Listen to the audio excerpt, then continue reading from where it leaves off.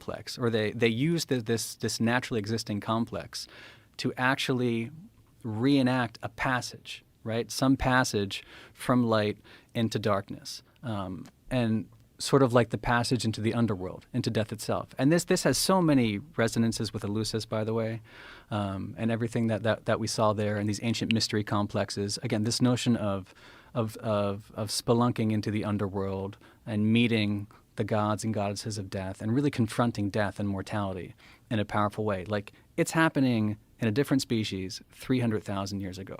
So what else are they bringing into these caves? It gets crazier. The documentary is fantastic. What they also find is fire. And so I mentioned that Homo erectus probably had fire, so that's not entirely surprising. But they figured out a way. This species figured out a way to illuminate which is pitch dark, obviously, right? And so they figured out a way to light fires along the way. We think at least for light, but they were also cooking down there. Wow. They found, speaking of, I think they found antelope or springbuck, these tiny bones that were cooked in this fire. So they were manipulating fire, at least having some sort of, like, I don't know if it's a funerary meal or something that could have been related to this ritual complex. So they're controlling fire. They're dragging bodies into this pit over different generations potentially, which makes you think about the possibility of language and how this ritual is communicated from one generation to another. And the craziest thing is that they also found, just last year when Lee finally made his way into the Dinaledi chamber, in the antechamber before that, they found scratch markings, which I think there's some pictures in that file, Jim. They found like hash markings. Just like, so there you go. So the one on the right is Naledi. That could be 300,000 years old. The one on the left is Neanderthal. And you can see, like, the crazy similarity. They took a rock and they just etched it into these cave walls. Homo sapiens does the same thing in Blombos Cave, not too far away in South Africa. That's 80,000 years old. So it's only 80,000 years old? That's as old as we get in South Africa. Homo sapiens. That's 80,000 years old. So Naledi's doing something that looks, to the untrained eye, very similar, potentially 300,000 years ago. Wow. So Homo sapiens, when do we first start appearing? The numbers are always changing. It could be like 300,000, 400,000 years ago. So Homo naledi and Homo sapiens existed at the same time. And so, because of what Lee found there, like some of his critics claim that actually it was Homo sapiens who were making these markings. Like, it's so unbelievable that Naledi is dragging these bodies in there and making these markings and controlling fire and potentially having tools, by the way. It's so unthinkable that some scholars think that this is the evidence of sapiens finding these caves. Is it possible, I mean, did they interact with each other? Do we have any understanding of whether or not they interacted they could with each have. other? I asked Lee the same questions. They could have. We don't have any evidence of sapiens in the area, so we don't know for sure, but it raises, like, really, really profound questions. And this is pure speculation, but if they did come into contact with another, because we know we have this relationship with Neanderthal. Mm-hmm. We interbred with Neanderthal. We have no idea what our relationship with Homo naledi was like. Did we interbreed? Did we exchange knowledge, communication? Did they teach us, this pure speculation, did they teach us about death? Did they teach us about these burial practices? Did they even know something that primitive sapiens didn't know? Did they pass it on to Neanderthal, et cetera, et cetera? What could they possibly know other than, how to do this? The mystery. Yeah. Well, I mean, why are they doing it? Right. Why are they doing it? Yeah. Why does no animal do this? Right. And again, like Lee and the team, they can't answer this. But if you're going to those lengths to bury your dead over successive generations, it raises the big questions that maybe they were asking well before us. What happens when we die? Did they believe in an afterlife? Did they have a concept of God? Did they have a concept of spirituality? Did they look at the stars at night and wonder where we came from and how we got here and where we go after death? And did they have a special insight that death maybe wasn't the ending, but the beginning of a new journey back to the stars, into this underworld, who knows? But, you know, we see this mythology pop up in our earliest historical societies, which goes back 5,000 years. Think about the Book of the Dead in the Egyptians, or the Tibetan Book of the Dead, or all these classical mysteries I spend all this time researching. That's the essential question they're trying to answer, is what happens after death. So to think that a species that precedes us was asking the same questions and developing rituals around it, like, completely upends our notion of what it means to be human. Because if the way we approach death is not exceptional, in the hominin world at least, then what else does that say about us? Right. And how did that get started? Who was the first person to take a body and go, you know, we should really do something with this? And why would they do that? Yeah. Especially during the time where you're basically like spending most of your time trying to eat and avoid predators. Yeah. Like, that seems like an immense undertaking to crawl through all that and deposit bodies, and you're cooking and lighting fires along the way. It seems like there had to be some communication. Right. So Lee looks at all those data points and says, unabashedly, there's something like a culture here, a non-human culture. And this could be the first non-human culture we found in paleoanthropology. It kind of makes sense, though, too, that it shouldn't be just human culture. This is the first culture. Like, if you're experiencing these things that are, I mean, if you're experiencing what's the remnants of these things that were there before people, it's not like we just like, I got an idea, like out of nowhere, and we just all of a sudden came up with all these ideas. I mean, they might have been, I mean, how intelligent do we think this thing was? So, I mean, that's the crazy part. So you couldn't really tell from some of the recreations and what we think they look like. But their brain, I didn't mention this, is the size of an orange. Oh. It's 1/3 the size of a Homo sapiens brain. I kind of buried the lead. That's the shocking part of all this, is that a being with a brain 1/3 the size of ours figures out this complex ritual. But should that still be shocking when we know so much about crows? You know, crows are very smart, like clever. They play games. They know how to solve puzzles. They know how to drop rocks into a water bottle to raise the level of the water so they can drink it. They do. They use tools to extract food. You ever seen crows make cats start fights with each other? No. They do it for sport. Like, one crow will, like, two cats are on rival rooftops, and the crow will fly over and just be just close enough to the cat that the cat can't get him, and he kind of fucks with him and irritates him. And on fucks with purpose. him on purpose. And then he flies over to the other cat and kind of fucks with him. And the cat's like, get out of here, man. And so they're both like, meow. They're heightened because they're being fucked with by this crow. And then he kind of, like, coaxes these cats into a fight. And then these cats fight and they fall off the roof. Watch this shit. Watch this. Look at this. Look at this crow. Just getting close. It's like, hey, motherfucker, what's up? Just, hey, bitch, what's up? He just gets just close enough. See, the cat's like, get the fuck out of here, man. Like, he's fucking with him.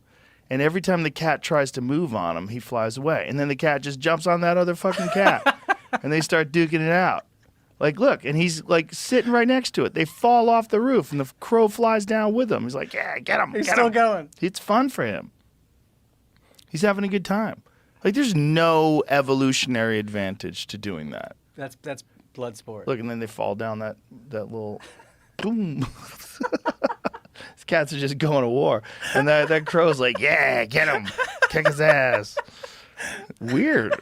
They're very, very, very smart. They've done all these studies where they show that if you give a crow a one-size tool, it will use that tool to extract a larger tool, and it'll use that tool to get the food. Like, they've done all these, like, weird little mazes and had crows solve them. They're very clever. Sneaky little fuckers, tiny little brains. So we're not exceptional. Well, how about octopi? Octopuses are very smart. And what the fuck are they? You know, they found that there's a poisonous jellyfish that it's a very toxic jellyfish, but even though it doesn't have a brain, it has the ability to learn. That's something they just recently discovered. See if you can find that. It's pretty interesting. It's like some just fucking weird-ass jellyfish that it stings you, you're fucked. But this thing has the ability to learn, which is very surprising. Like, it doesn't even have a brain. Like what? Okay, so all right, what's learning then? Huh. Like where is memory? Are we wrong about where memories are stored? Scientists provide evidence that tiny Caribbean box jellyfish which lack a central nervous system Jeez. can learn to navigate through mangrove roots. Yeah, it's interesting. That just came out yes, a couple weeks ago. Yeah, so what is learning then? I mean, is it all? Are we silly by thinking it's in the mind? Is the mind an antenna? Are there other antenna in the body? Is a gut feeling a real thing? You know that expression, gut feeling. Like why gut? Like what is that? Maybe we focus on the brain too much. Perhaps The organ. Well, we know if you shut the brain off, the consciousness shuts off too. So it makes sense that you would concentrate on that thing. And it is very big. And it's very unusual how quickly it grew. There's a lot of weirdness to the human brain. The doubling of the human brain size, that's like one of the biggest mysteries ever. They don't know what the fuck caused that. Yeah, from Erectus to Sapiens, like we were talking about. Over a period of 2 million years. Yeah. Double. But then you have these small-brained creatures in the meantime, which are doing exceptional things. And so maybe the increase in the brain isn't what we should be focusing on, at least not exclusively. If brainless jellyfish can learn and a hominid species with an orange brain can develop complex rituals around death. Yeah, but there's also clearly a correlation between the larger brain and much more ability to manipulate its environment. I mean, the difference between what a human being, a Homo sapiens, capable of, and like we're amazed that they drag their body into a hole in the ground. You know, we build rockets, fly to outer space. It's like a big difference in the weirdness of what the creative mind can achieve in a Homo sapien. Some of us. Yeah. Some of us. Sure. Yeah. Yeah, some not so much. Yeah. But So the you brain need hasn't done anything for ditch most. diggers too. Someone's got to dig ditches until AI. And then, that's what's going to be interesting. Then you said our successors take over? Our successors, yeah. When President AI solves all the world's problems, we just give in. I don't know. I have faith in the human spirit. I gave a talk about this in Paris a few months ago about artificial versus ancestral intelligence. And I happen to think that what Homo naledi was doing is among some of the most intelligent activity our species can get itself busy with, which is investigating this notion of life and death. I think that's what makes us human, is asking these big questions and trying to figure out the nature of consciousness. And this is what all these mystery religions were trying to do. I think there was more science than religion. I mean, they're called mystery religions, but this was the process of our ancestors trying to figure out the secrets to the universe in antiquity. And for the working hypothesis is that psychedelic drugs and altered states of consciousness had something to do with that ability to probe into these mysteries. And I think that, the caves also have a lot to do with it. Like there were caves constantly being used by, predecessor species for sure, but then also ancient societies to enter into these profound states of awareness, going back into the womb of the earth to really figure out that border between life and death and maybe navigate it, navigate successfully. This was the enterprise of ancient Egypt, is being able to successfully navigate into the afterlife, again, which is not an end but a beginning. This is how the mystery religions always talk about death and befriending death and confronting our mortality. Like, I'm not sure if AI will be able to plumb those secrets the way that we've been doing for all these thousands of years. That's interesting. I don't think. Well, why wouldn't it be able to? I mean, what it's essentially doing. Well, all human beings, everyone that is listening to this, and everyone who isn't, you're essentially riding on the work of the people that came before you. We're all speaking a language that other people invented. We're using mathematics that other people invented. We live in structures that other people invented. There's been just this massive sea of human beings before us that have innovated and created. But If AI can have access to everything they've ever learned and everything they've ever done, and have an understanding of biology and of subatomic science at a level that the average human being's just not capable of. Maybe it could understand a pattern that we've missed. Maybe it can understand a code that we've missed. That this whole thing is like there's some sort of an underlying code to the entire universe, and that it all works together. And you're experiencing it as a human being, riding the subway, driving in your car, going to work. You're experiencing this very minute realm of this overall experience that is all working together through this code that's creating everything. I think AI could figure that out. I think we're very limited because we're talking about our own experience and we're talking about our own biological mortality. So we have this window of time to sort things out. You know, like what is that quote? Enlightenment is possible within your lifetime. That we have this very small window. It's 100 years if you're lucky, and during that 100-year period, you're asked a lot, with this primitive monkey mind to try to figure things out. But if you didn't have that, if you didn't have that thing looming over you, maybe you'd have a more objective assessment of what's actually going on, or what this species is actually doing, like what it's here for. What's your takeaway on our biological mortality and what we're doing here in light of your most profound DMT experiences? It would be just guessing and talking shit. Yeah, I don't know.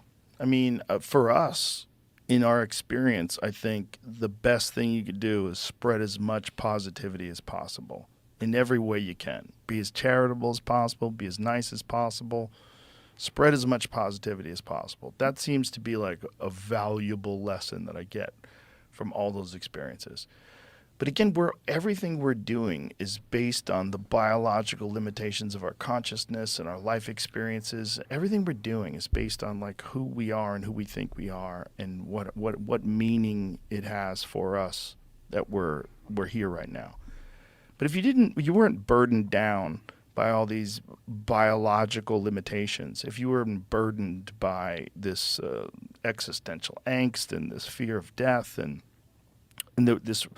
we have this desire to figure it out, like to have like, oh, this is what's going to happen. We have this like this desire to have an answer to almost the unanswerable.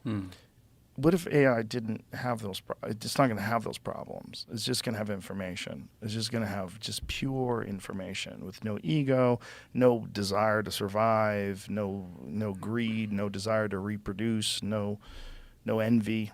It's going to be a fascinating thing once it does happen, because it might be able to like quickly figure out a lot of things that we've been burdened by, but we're looking at these things through the limitations of our biological experience and through the ego, which tells us that this biological experience is uniquely important.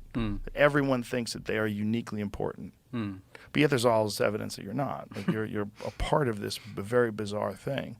But this very bizarre thing, as it interacts with each other, is very psychedelic. Like if you weren't a human and you had no idea what human life is, and you were some other kind of consciousness, and you took a drug, and the drug led you to experience human life in a big city, you'd be like, this is crazy. What a drug. If you just saw the lights going back and forth on a highway and how similar they look to like blood flowing through arteries, and you see these things that are getting constructed. It's like these growths on the earth that this being is creating. I'm like, what is this fucking wild species doing? You know, I think we would have a more objective sense of it. I've said this too many times, so I'll say it one more time. I think we're here to make things. I think our curiosity is all about innovation. That's the primary function that this species has. If you looked at it from afar, you'd say, well, what is this thing doing? Oh, it's making better stuff every year. It always does that. No matter what it does, unless it nukes itself into the Stone Age, which is always a threat because the better stuff that it makes is often weapons.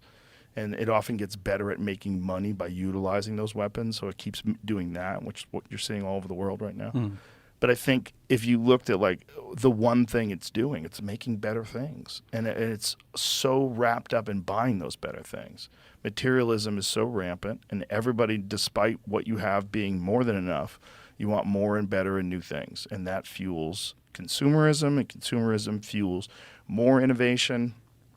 And it's like baked into the mentality. Sort of like, I don't know if bees know exactly what they're doing when they're making a beehive, but they all make beehives. You know, they're all doing that same thing. And human beings, what we're doing is we're at least working towards buying these things that someone's making. Don't you think human creativity is what makes us uniquely human? On top of all that, our ability to fashion things from nothing, to create music and beauty and art. Like you look at those scratch marks from 300,000 years ago, and then you go into the painted caves 30,000 years ago, and then you follow the production of art throughout our species. You know, I feel like that's the kind of thing that AI won't be able to resolve for us. Perhaps. The process of what it means to engage in a creative act and to produce something that the whole species can resonate with. Well, the question would be, why would it want to do that? You know, if it doesn't have those kind of feelings that you have when you hear a great song or see a great painting, like why would it want to do that, right? And why do we want to do that? Why do we do it that? for each other? Well, you talk about creativity, and I think creativity is the fuel of innovation. All things that we use today, whether it's a cell phone or a laptop or whatever it is, all of those things came out of the imagination. All those things came out of someone's mind.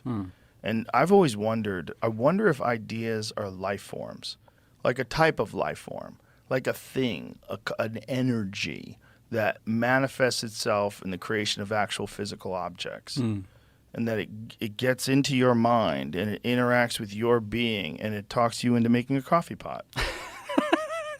I mean, doesn't it make sense? All these things that we have, everything in this room came out of someone's mind. Everything. See, that's where I think we have the edge on AI. And I think that we don't understand the genius, the divine genius of where that creativity comes from. I collect different quotes from like musicians talking about the creative process. Jamie, I sent you a couple.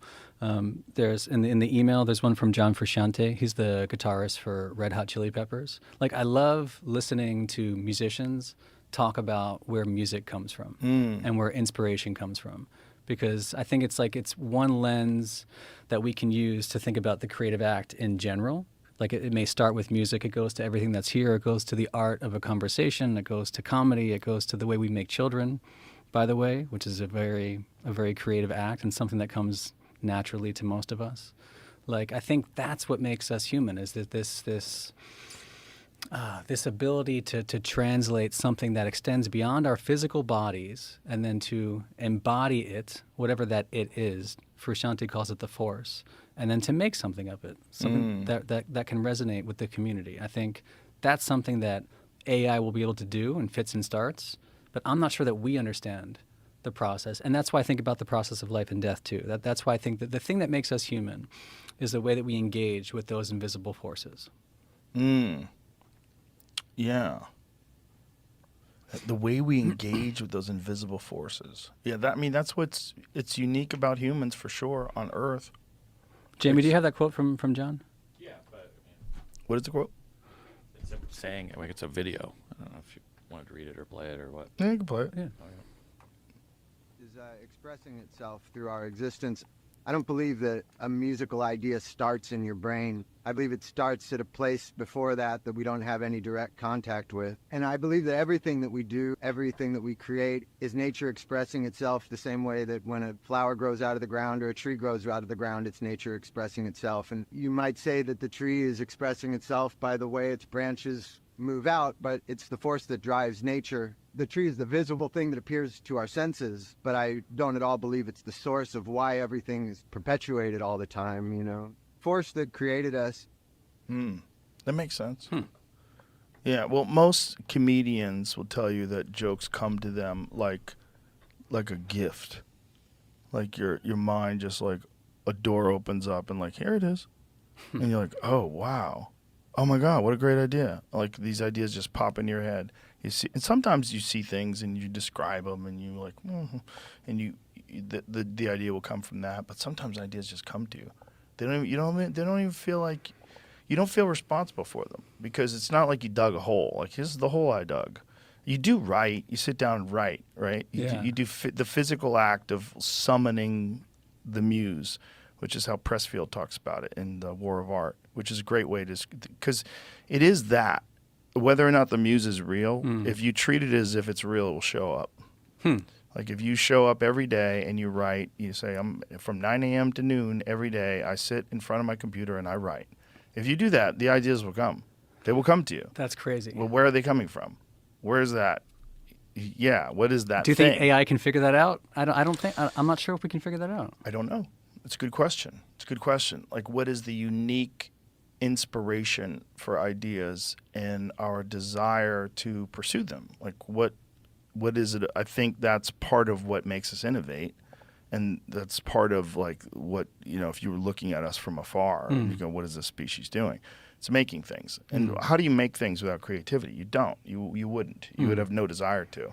So there's the question about AI. It's like, can you program that desire to innovate into a thing without all of the primate characteristics that we possess? We seem to have this innate ability to do it in a way that we know will resonate with people. Have you ever have you ever read AI jokes? Yeah, Do you think they're not inspired, but they're real young. It's like a joke from a 5-year-old. Yeah. 5-year-old tells you a joke. It's like, my daughter's really young. One of her favorite jokes was, what kind of tree grows in your hand? I go, I don't know. She goes, a palm tree. And she'd have this big, long punchline, a palm tree. When you're 5, it's hilarious. And I thought it was really funny. I'm like, that's a solid joke. But, like, that's a 5-year-old joke. If you try to do that on stage at the mothership on a Saturday night, they'd be like, really? That's kind of my point, man. Yeah. So where do your jokes come from? But AI is young, is what I'm saying. Yeah. AI is a 5-year-old telling jokes. When AI becomes a PhD from Princeton, you're going to be dealing with a very different thing. As AI becomes, I just can't imagine that whatever it is that makes creativity, because creativity is absolutely inspired by our predecessors as well. There's a lot of, I could speak to comedy. There's a lot of styles of comedy that you go, oh, that guy's clearly a Richard Pryor fan. Or that guy's, he's definitely been influenced by Kinison. He's definitely been influenced by Jerry Seinfeld.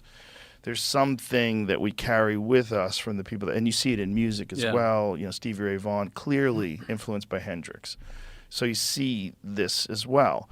But it's just, couldn't it just do that? Couldn't it just absorb all these patterns and then come up with unique patterns that it knows will resonate with people? Like, I think you could probably create some fucking jammin' pop songs that are just entirely AI created. And you could use all the best voices, because you would just be able to voice swap them. You could have you doing them. You could be singing the next Lizzo song. It can do weird things now. And some of those weird things are going to resonate with people and become very successful. And then it'll figure out what those things are. Okay, well, so this Drake song that I made got 4 million listens on Spotify. So now we'll do this, and now we'll make one like that, and now I'll add this, and now I'll do something that people have never figured out before, and do that. So it might be able to do the same thing that creativity is capable of accomplishing, but it won't be done with the same sort of spirit and soul. So it won't be able to resonate with us the same way as, say, like a Janis Joplin song. There's something to, like, Colter Wall's voice. There's certain people that they have a thing in them. Like, you can't fake that, whatever the fuck that is. Like, there's a word for that. They call it a frisson. Have you heard of that? No. Frisson, it's the term when you get, like, goosebumps from music, or when music affects you in such a way. Yeah. Like, I'm not saying it's impossible, but I think humans at the moment are much better at producing that effect than AI. Oh, for sure. Do you know who Colter Wall is? Jamie, play Kate McCannon. There's this song. Jamie turned me on to this song. And this dude is singing. He wrote and sang the song when he was 21 years old. And you listen and you go, what the fuck? It's very rare that I'll listen to a song and just go, what the fuck? But listen to this. Okay. This is special to us. So what we are is special to us. Because we are us. But it'll be the next thing. We have this knack for producing things that we know will resonate With us. with our species. Yeah. And what do those things do? They motivate movement. They motivate creativity. They inspire you. They fuel you. They're a strange drug. It's an audible drug, an audio drug. Like great music is certainly a drug. Like you and I got to see Guns N' Roses live, which man. is pretty fucking dope, right? That was pretty dope in Athens. Have you told that story? No, I think I did. Yeah, I think I did. Yeah, you came back to the table. I went to the bathroom. Yeah, and you came back and you said, "Oh my God, Axl Rose is here." Yeah. And I was like, "Whoa, where's he at?" And you're like, "He's right over there." So you had to walk by him. You know, I tried to talk to him, right? Yeah, you tried. You tried to say hi. It didn't go so well. I saw him when I left to the bathroom. Out of the corner of my eye, I saw him with a woman, and I thought, "Oh, that's Axl." And I went to the bathroom, and I'd had a margarita and a glass of wine because because you peer pressured me into drinking over dinner. Which peer pressure's my fault.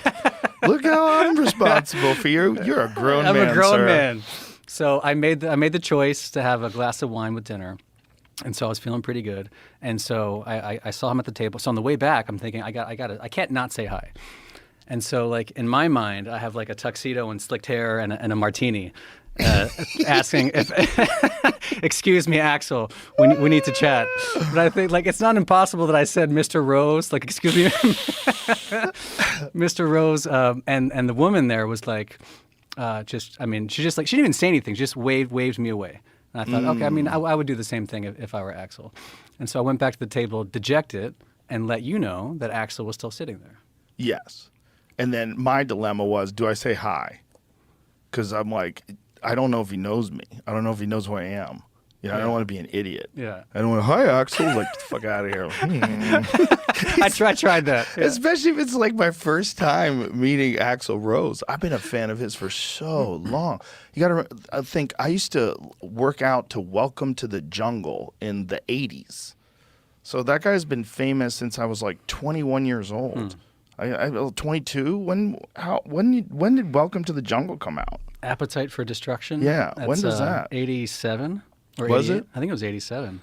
I remember very clearly being in the gym the first time I heard it. I was lifting weights at this place.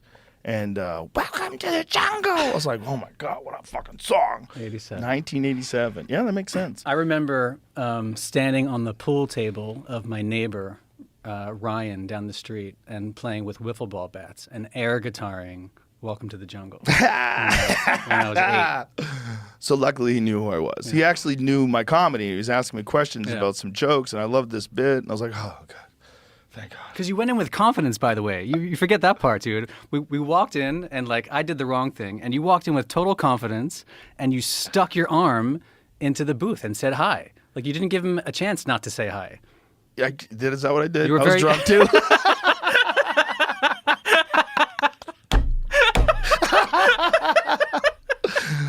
I just got lucky. He knew who I was. You went. It was full confidence Yeah. with the Joe Rogan tattoos. You went right into his face and said, hey, man. And like he stopped for a second because it was odd, and he's like, "Oh, hey, man." Yeah. He knew you. He knew you immediately. That was what a Yeah. relief that was. Because you don't know. You Yeah. don't know if someone fucks with you. Yeah. You know, it's weird. It's weird to like assume that this very famous person knows who you are. He was super cool. He was very cool. And he asked what you were doing there. Yeah. And you said, I'm here with my family. And he said, oh, this is your family? Pointing to me. And you're like, no, this is Brian. You're very nice. Like he wrote this thing. He's a writer. And you told him the hypothesis. And Axl, like he gave me the best T-shirt for the book. He's like, okay, cool. So everybody got high and made democracy. Pretty much. It's pretty much what you think, Axl. Pretty much. Yeah, and then he invited us to the show, which was super dope. But you know, that what I was getting to is like when you hear like Welcome to the Jungle, your whole body goes, wow. It's like a drug. Yeah. It's a drug that human beings have invented for ourselves. There's something about music that it's like music when you're tired, like say if you're on a treadmill or something, you're tired and a good song comes on, you're like, fuck yeah. It gives you an extra gear. Inspiration through music is very much like a performance enhancing drug. It does something to you. It motivates people to dance. You know, when someone hears a good song, like, fuck that, let's get on the dance floor. It's like the music like does something to you, your being. It interfaces with whatever the fuck you are in some very, very special way. But it only does it to us. Like, why would the universe think that that's interesting? Like, does it? Don't animals dance to human music? There must be videos of animals dancing to human music. There's definitely some videos of dogs dancing, but I've always wondered if they've been trained to dance. Why does that make you smile? Because it's cool. It's cool to see dogs dance. I wish my dog could dance. But they, you know, but animals are so, especially dogs in particular, they're so tuned into people in some weird way. Like my dog understands English. Like I Really? could say, yeah, I should have brought him today. But everyone was at the house and he was having fun. There's a deer in our backyard. There was a lot of drama today. There was a deer with a broken leg in my backyard. Oh man. Yeah, some poor little buck, a little young buck, and I was it was in the morning, like 7 o'clock in the morning. Everyone's getting ready to go to school. I made a cup of coffee. I let the dog back in, and he hadn't seen it, so he's like chilling on the back porch, and I let him in, and I look over there, and it looks like a fucking statue. It's a buck just standing there. I mean, like 40 feet from me, and I'm like, why is there a deer there? And then I close the door. I go, girls, come here, check this out. And then I look at the way he's standing. I go, ooh, his back leg's broken. He's got his shin is fractured. His back, like where your shin would be, it's bending back the wrong way. It's broken. And so we called animal protection, and they didn't know what to do. And so we're literally trying to find him an animal veterinarian to fix this deer's leg, which is just so crazy because I shoot deers and I eat them. But do you feel bad for this one? For that one, I was like, he's very young. I would never shoot him. He's a little young fella. It looks like a yearling. Like he's just got his horns for the first time. And he's like really confused and he's hurt. And he can't, and he's in my yard because I guess he's like safer there. And so the dog finally does find him. And when the dog finds him, he's just like kind of jumping around him and bouncing and like, you want to play? Like, and the deer can't run. So he's just standing there going, hey, man, you going to eat me? Like, what's going on here? And it was very interesting. But he like my dog, I can say, come on, man, cut the shit, get inside. And he goes inside. Or I can say, don't go out this door. We're going to go to the other door. Okay. He just goes to the other door. Like, I can say things like that, like he knows. I can say, not that door, dude, the other one. And he'll start going towards the other door. It's very weird. I can say, you want to watch TV? And he goes into the TV room. And, like, he waits for me to plop up on the couch, then he hops up next to me. Like, he speaks English, or he knows English. He just can't talk. It's a golden. Yeah. Yeah. So animals, whatever the intelligence that they have, like, whatever the fuck they're tuning into, it's a comprehension of language, I think, beyond just, like, saying words that they respond to, like, you want to go for a walk? You know, when the dog pops up, they're just recognizing the word walk. No, I think they understand, like, speech. They understand tone. They understand what you mean. They understand when you're in trouble. When they're in trouble. Did you fucking shit on the carpet, dude? You know, like, ooh, did I? And they run away. They know things, but they don't seem to give a fuck about music. You know, dogs don't. They won't calm down if you play calming music. Supposedly they do, and unfortunately now that's in my fucking YouTube algorithm because he was freaked out because of the thunderstorms that were happening. He was like, roar. And so my wife said, oh, there's this music that you can play for the dog and it calms them. So there's YouTube channels. So now every time I turn on my YouTube app, I get calming dog songs. I don't even know if they work. How does anybody know if they work? Ask your dog. Yeah. He's not going to answer. That's the problem. But the act of moving the body to music is uniquely human. Yeah. I mean, what other animals dance to music? Let's find that out. Chimpanzees don't? I don't think so. Boy, they're smart as shit, though. Yeah. They're spooky smart. When you watch them solve puzzles for candy, you know, they gave chimps money. They taught them that if they take this money, these tokens, and give it to this person or put it in this thing, they would give them candy. You know the first thing they did was? Hmm. They gave it to the female chimps and they had sex with them. They like immediately engaged in prostitution. Where do you find this stuff? Oh, that's old. That's an old study. That's Yeah. from a long time ago. I've just been always fascinated by chimpanzees. I mean, they're one of the most bizarre relatives to us that's still around. You've seen Chimp Nation? Yeah. On Netflix. Amazing, Yeah. right? Like, Yeah. God, it's so fascinating. Yeah. But I don't think they dance. Do you think they do? I think they have rhythm. Yeah? Yeah. Think they move around? There's videos of them doing some ritual, Oh. I think. Ritual. There's some rhythm. So what is this? Look at it. He's breakdancing. But that That's looks like he's just dancing, having man. a good time. That's dancing. Is that what he's doing? Is there music playing? But is that real? Is that the real music? That seems like that's added after the fact. Yeah, look, he's doing fast steps. Look how long his arms are. Isn't that crazy? It's just crazy that we come from the same original root. It branched in a bunch of different ways. Yeah. But 7 million years ago. that's what's fascinating is that they're still here. They're still here in that form, which is the dumbest anti-evolution question ever. If we came from monkeys, why are monkeys still here? It's a good question. Well, Yeah. why are amoebas still here, sir? Yeah. You know, why is anything still here? Why are we still here? Yeah, well, but some things can function in the state they are, and they don't need to adapt. That's why crocodiles they've been the same forever. You know, sharks existed before trees. Sharks predate trees. So sharks are so old. They've been along for I think they're 50 million years older than trees. But trees are pretty old to begin with. Mm-hmm. Yeah. I think sharks are somewhere in the neighborhood of like 300 and something million years old, and trees are 50 million years less. What is it? Yeah, there it is. Sharks have been swimming our oceans much longer than trees have been swaying in the breeze on land. The birth of trees on Earth is believed to have occurred roughly 370, 390 million years ago. That makes sharks at least 10 million years older than trees. Oh, so I was off by 40 million. But yeah, older than trees. You 10 missed million your years. calling as an evolutionary biologist. Not really.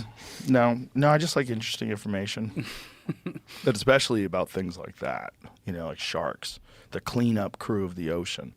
That's how do you manage a just vast, literal sea of life that moves in 3D space? It just moves all over the place, and things are going to die, and what happens to them? Sharks. This massive beast that has to keep moving or it dies. And it's so old, and it's designed just for killing and eating, and it has rows of replaceable teeth.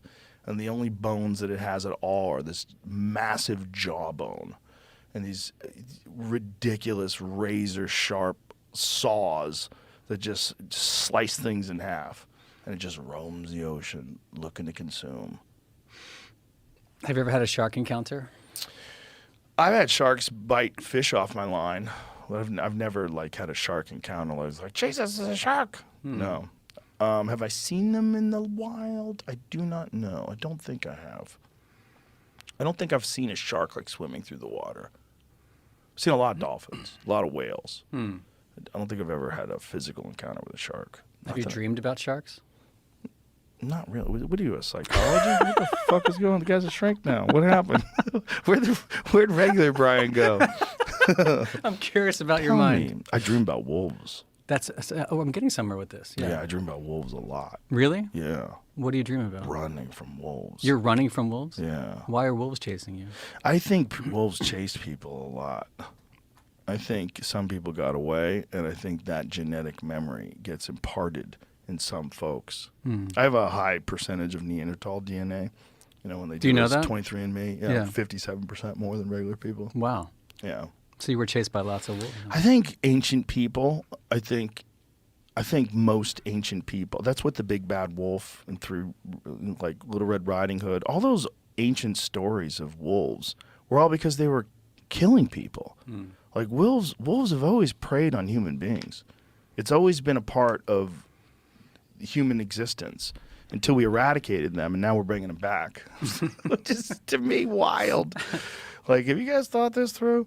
Like, there's a reason why we were so scared of them forever. But then we forgot what it's like to be scared of them. Like, oh, well, if they get too many, we'll just kill them again. Like, no, you won't. How do we domesticate them in the first You place? don't domesticate wolves. How did it happen? You make dogs. But where did dogs come from? Bitch-ass wolves. That's what it is. Bitch-ass wolves that were willing to come near us in the fire, and then we give them a little food, and then they realize that they could be our friend. They can get food. They don't have to hunt.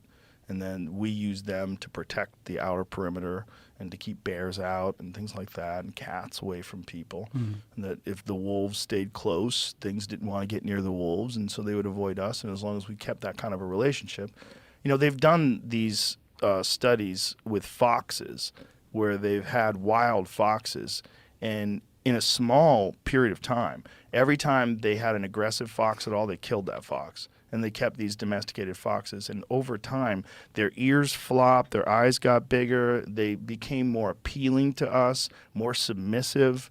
They basically became dogs over a very short period of time. See if you find that fox study. It's very interesting. That's probably what happened with wolves. I think the wolves that realize, like, hey, it's hard out there, running a pack and being an alpha and getting cast out, and like, maybe I could just get near these other things and I could get a little bit of their leftovers. Like, if they do really well, like maybe they get a buffalo or something like that, they kill a bison, that's a large animal. They're not going to be able to eat it all. They're going to leave like a little bit for me, and they're probably not going to eat the bones, and wolves crush bones. And so, like, maybe they sort of develop this sort of relationship. Because wolves are very curious of people, too. And they come near people, and they're fascinated by people. But the problem is when they want to eat you. And that does happen. And it's always happened. It's always happened throughout history. In fact, in World War I, there was actually a ceasefire between the Russians and the Germans because so many of them were getting killed by wolves that they decided to stop shooting each other and kill the wolves and then go back to killing each other. You ever heard about that one? Yeah. Well, because it's trench warfare, right? Yeah. So people are getting shot. And, when you're getting shot, you're dying in this trench. And sometimes these guys would just get overwhelmed by wolves. Like, wolves would find them in there and just tear them apart. So imagine you're in trench warfare in World War I, and you're hearing in the middle of the night people screaming. And you hear, they're just getting torn apart by wolves. They would send out parties, and like search parties, and they would find no one would come back, and then they would go out and they'd find a boot with a human foot in it, and like, what the fuck? And they realized, oh my God, these wolves are killing people, and they were in large packs because they were feeding on the bodies from the war. The war back then is just unbelievably brutal. It's very close range. You're not dealing with long distance missiles. You're dealing with people like literally creeping up on each other and shooting each other with rifles. It's horrible, horrible shit. And they're not that good at killing people. So a lot of times it kills you slow. And so these people are dying in these trenches and getting eaten by wolves, and the wolves decide that they're a primary food source. Now, why would I chase caribou and reindeer when I can just eat people? This explains your strange dreams. Yeah. Well, I think human beings have always been afraid of monsters, right? What is that? Like children that, Rupert Sheldrake has talked about this. Children that grow up in New York City are not afraid of the things that they probably should be afraid of. They're not afraid of child molesters. They're not afraid of, they don't know what that is, right? But they know what a monster is. Like, a monster is in their head. Like, kids are scared of the dark. It's because of cats. Like, we used to get eaten by cats all the time. So like a giant part of being an ancient hominid was probably avoiding predation from cats. I mean, there's been so many, even eagles. They found evidence of human beings that were killed by, like, that was that big eagle that lived in New Zealand. They think the reason why that thing went extinct, I think it's called the Haast eagle. It was an enormous eagle that they think probably preyed on human beings. Which was like, what a fucked up way to go. A hand glider comes down and takes you out with its talons. Like a bird the size of a hang glider. Yeah. So I was looking up the Russian fox experiment. I was finding a bunch of articles about it, like we've talked about before, but then one of them I said there was a new study, which this is from 2019, that might not counter it specifically, but has a different understanding of what was happening, maybe. I was trying to read through it, and it just says that like what his final result was might not actually be what was happening with the domestication. But let's read this part right here. It says the Russian farm fox experiment's best known experimental study in animal domestication. By subjecting a population of foxes to selection for tameness alone, Dmitry Belyaev generated foxes that possess a suite of characteristics that mimics those found across domesticated species. This domestication syndrome has been a central focus of research into the biological pathways modified during domestication. Here we chart the origins of, how do you say his name? Belyaev, you think? You would know better than me, man. How would you say that name? Belyaev? Belyaev. Foxes in eastern Canada and critically assess the appearance of domestication syndrome traits across animal domesticates. Our results suggest that both the conclusions of the farm fox experiment and the ubiquity of domestication syndrome have been overstated. To understand the process of domestication requires a more comprehensive approach based on essential adaptations to human-modified environments. So what they did, though, this is interesting. So they're saying there's like more to it than just this study. But what they did do in this study was pretty fascinating. So, starting with 30 male and 100 female silver foxes from the Soviet fur farms, he selectively bred foxes who responded less fearfully when a hand was inserted into their cage. The oft-repeated narrative was that with just 10 generations of selection on wild foxes, he produced foxes who craved human attention and exhibited a range of unconnected phenotypes, including floppy ears, turned-up tails, piebald coats, diestrous reproductive cycles, and later shorter and wider faces. Belyaev, did I say it right? Belyaev. Belyaev proposed that the selection of behavior altered the regulation of multiple interconnected systems that produce the traits Darwin described. In 10 generations. Yeah, that's pretty crazy. Oh. So in whatever generations from campfire to poodle, campfire to Shiba Inu, from campfire to Chihuahua. We did that slowly but surely over time. But that's, the root of all. I mean, they only found that out over the last few decades. They used to think that dogs were probably their ancestors were probably wild hominid, wild dogs rather, wild canids. But then they found out, no. It's not wild canines. It's fucking wolves. They all came from wolves. All of them. All dogs came from wolves. It was like, what? A pug? Yeah. Yeah. Selective breeding over time created something barbaric, something monstrous. This is kind of necessary, too, I think, to know What does it this say? part. It says that it's misunderstood that he found these were like wild foxes when he first got them, and they were not. Right, they're Some were fur captive. farm foxes. Yeah, that's what they were saying, right? What was the misrepresentation? That people think that he'd found That he that caught they were them. wild, or whatever, Oh, so they were already bred for furs. Purpose bred. it Yeah, purpose bred. So they probably already were subject to a certain amount of selective breeding, right? says. I mean, yeah, if you're trying to breed it for a fur, then you're Yeah. looking for a specific coat and. Yeah, so they Easy to probably, kill. they're probably, fed them like domesticated, like you ever seen domesticated deer just eating out of people's hands? Yeah. There's a weird thing with the domesticated deer world. Do you know this? No. I come here to learn about animals. So, really. this deer right here that's on the table, that is the first deer I ever shot. That's a wild mule deer This? from Montana. Yeah, that's from the Missouri Breaks. Wild country. I mean, like, it's where you see homesteads out there that are like from the 1700s and 1800s, where people just didn't survive, and they had these just old buildings that were falling apart. They're littered out there. There's a bunch of them out there. It's a really fascinating place. But that is a typical wild deer, like a few years old. He's probably like 4 years old or something like that. They make deers in these deer farms where they feed them these protein tablets.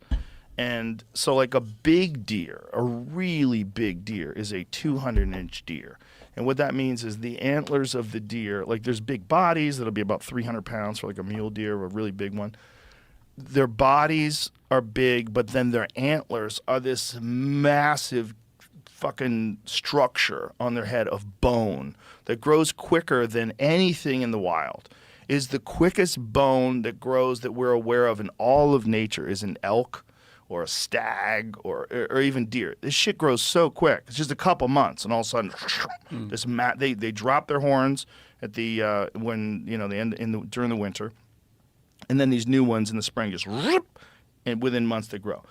So with these farms, they're taking these animals and then giving them these preposterous diets that would just never exist in the wild, and they have a deer with like 350-inch antlers like that. Jeez. They're just gross. It's just weird. It's weird what they're doing. So they're selectively breeding for genetics, and then on top of that, they're feeding them this crazy diet, and then they're letting them loose in these high fence areas, and people shoot them, and they hang them on their wall like a trophy. And almost all hunters have the same reaction. I was like, ugh. They're gross. There's like something gross about it. Yeah. There's like something about it, but people who are like, look at that 300-inch deer I shot. Like people that don't give a fuck, that's what they want. They want the biggest antlers. So it's a very controversial thing in like the wildlife conservation community, and it's also a way that CWD gets spread, unfortunately. How? Because these wild deer come in contact with these deer that have been captive, and these deer that are captive may be carrying CWD, and then they put these deer out in the wild, they hop fences, they get out there, and then CWD spreads. And it's a real issue, and especially with whitetails. And they're seen in mule deer as well, but it's chronic wasting disease is what it is, and it's horrific. And their saliva gets on plants, and then with other animals eat the plants, and they get it. Much like how bison give cattle brucellosis. Like cattle farmers have a real problem with wild bison getting onto their range because if the bison contain brucellosis, then all of their flock could all have brucellosis and die. So this is the thing with CWD, and a lot of it comes out of this captive deer. There's like farms that it's a whole business. This business of raising these captive deer. It's real weird. It's very unnatural because and then they let them loose with these big stupid antlers. It's just. Like if you see a wild elk's antlers, like that is there because they're fighting each other and they're smashing heads, and the bigger the antlers, the more impressive they are for the females, and the more they can fight off the males, and there's an evolutionary reason for that. For this, it's just some freak that's been given steroids and a bunch of protein. Yeah. I don't know how we got to that. I mean, me neither. I'm trying to figure that out. Yeah. Well, we're talking about domestication. Yeah, domestication and its effects. Yeah. The wolf one is one of the most fascinating ones now that we know that all dogs come from wolves. Yeah. It's really interesting to watch how species will adapt over time and then wonder what is happening to us. Because clearly it's a very similar thing is happening to us. Yeah. And if anything should remind us or in any way, if we're similar to any animal in the variety of sizes and shapes, like it would be the dogs. Like human beings vary so widely. And we are domesticated. We're self-domesticated, but we're clearly domesticated. And that process started a long time ago. Remember the Homo naledi that I showed you? So what they know about them is they had canines, like you and me, obviously. But so in the primate world, the canines are much bigger. Obviously, because when you bare your teeth, you're meant to be threatening. Yes. Obviously. So what they realized about Homo naledi is that they had smaller canines. So instead of using them to threaten others, what they realized is that they were such a size that they were using them to smile. Whoa. So they were smiling. They were the first ones to show their teeth as a nice thing. As a nice thing. They were smiling 300,000 years ago. Wow. So why wouldn't they have canines? Chimps have canines. Gorillas have canines. And they kind of use their teeth to smile a little too. Chimps seem to.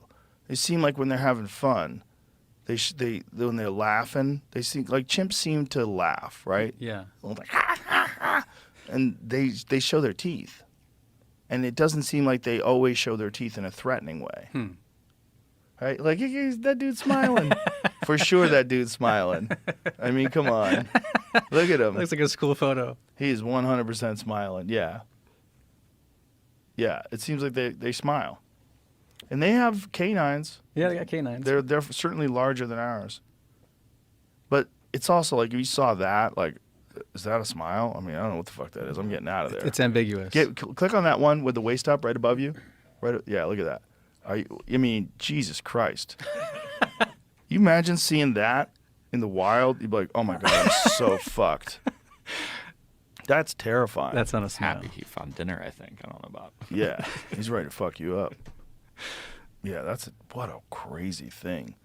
That just, the fact that they still exist is, we're so fortunate to be able to observe and watch these very human-like patterns that we see in terms of like their social structures and how they manage them, and how there is like one leader, and how they'll branch off into separate groups. They even wage war on each other, and they fight over territories and food.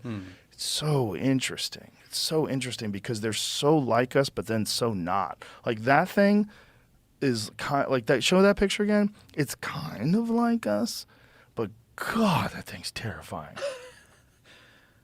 I mean, look at his face. If he was mad at you, oh my God, that would be so horrible. And their eyes. And some of them have white around the eyes. That was something they showed in the Chimp Nation documentary, which is really interesting too, because he's got animal eyes. I mean, he's terrifying. This one right here. But some of them, they have almost like, you can almost like, you look into their eyes and you see like emotion. Very fascinating species.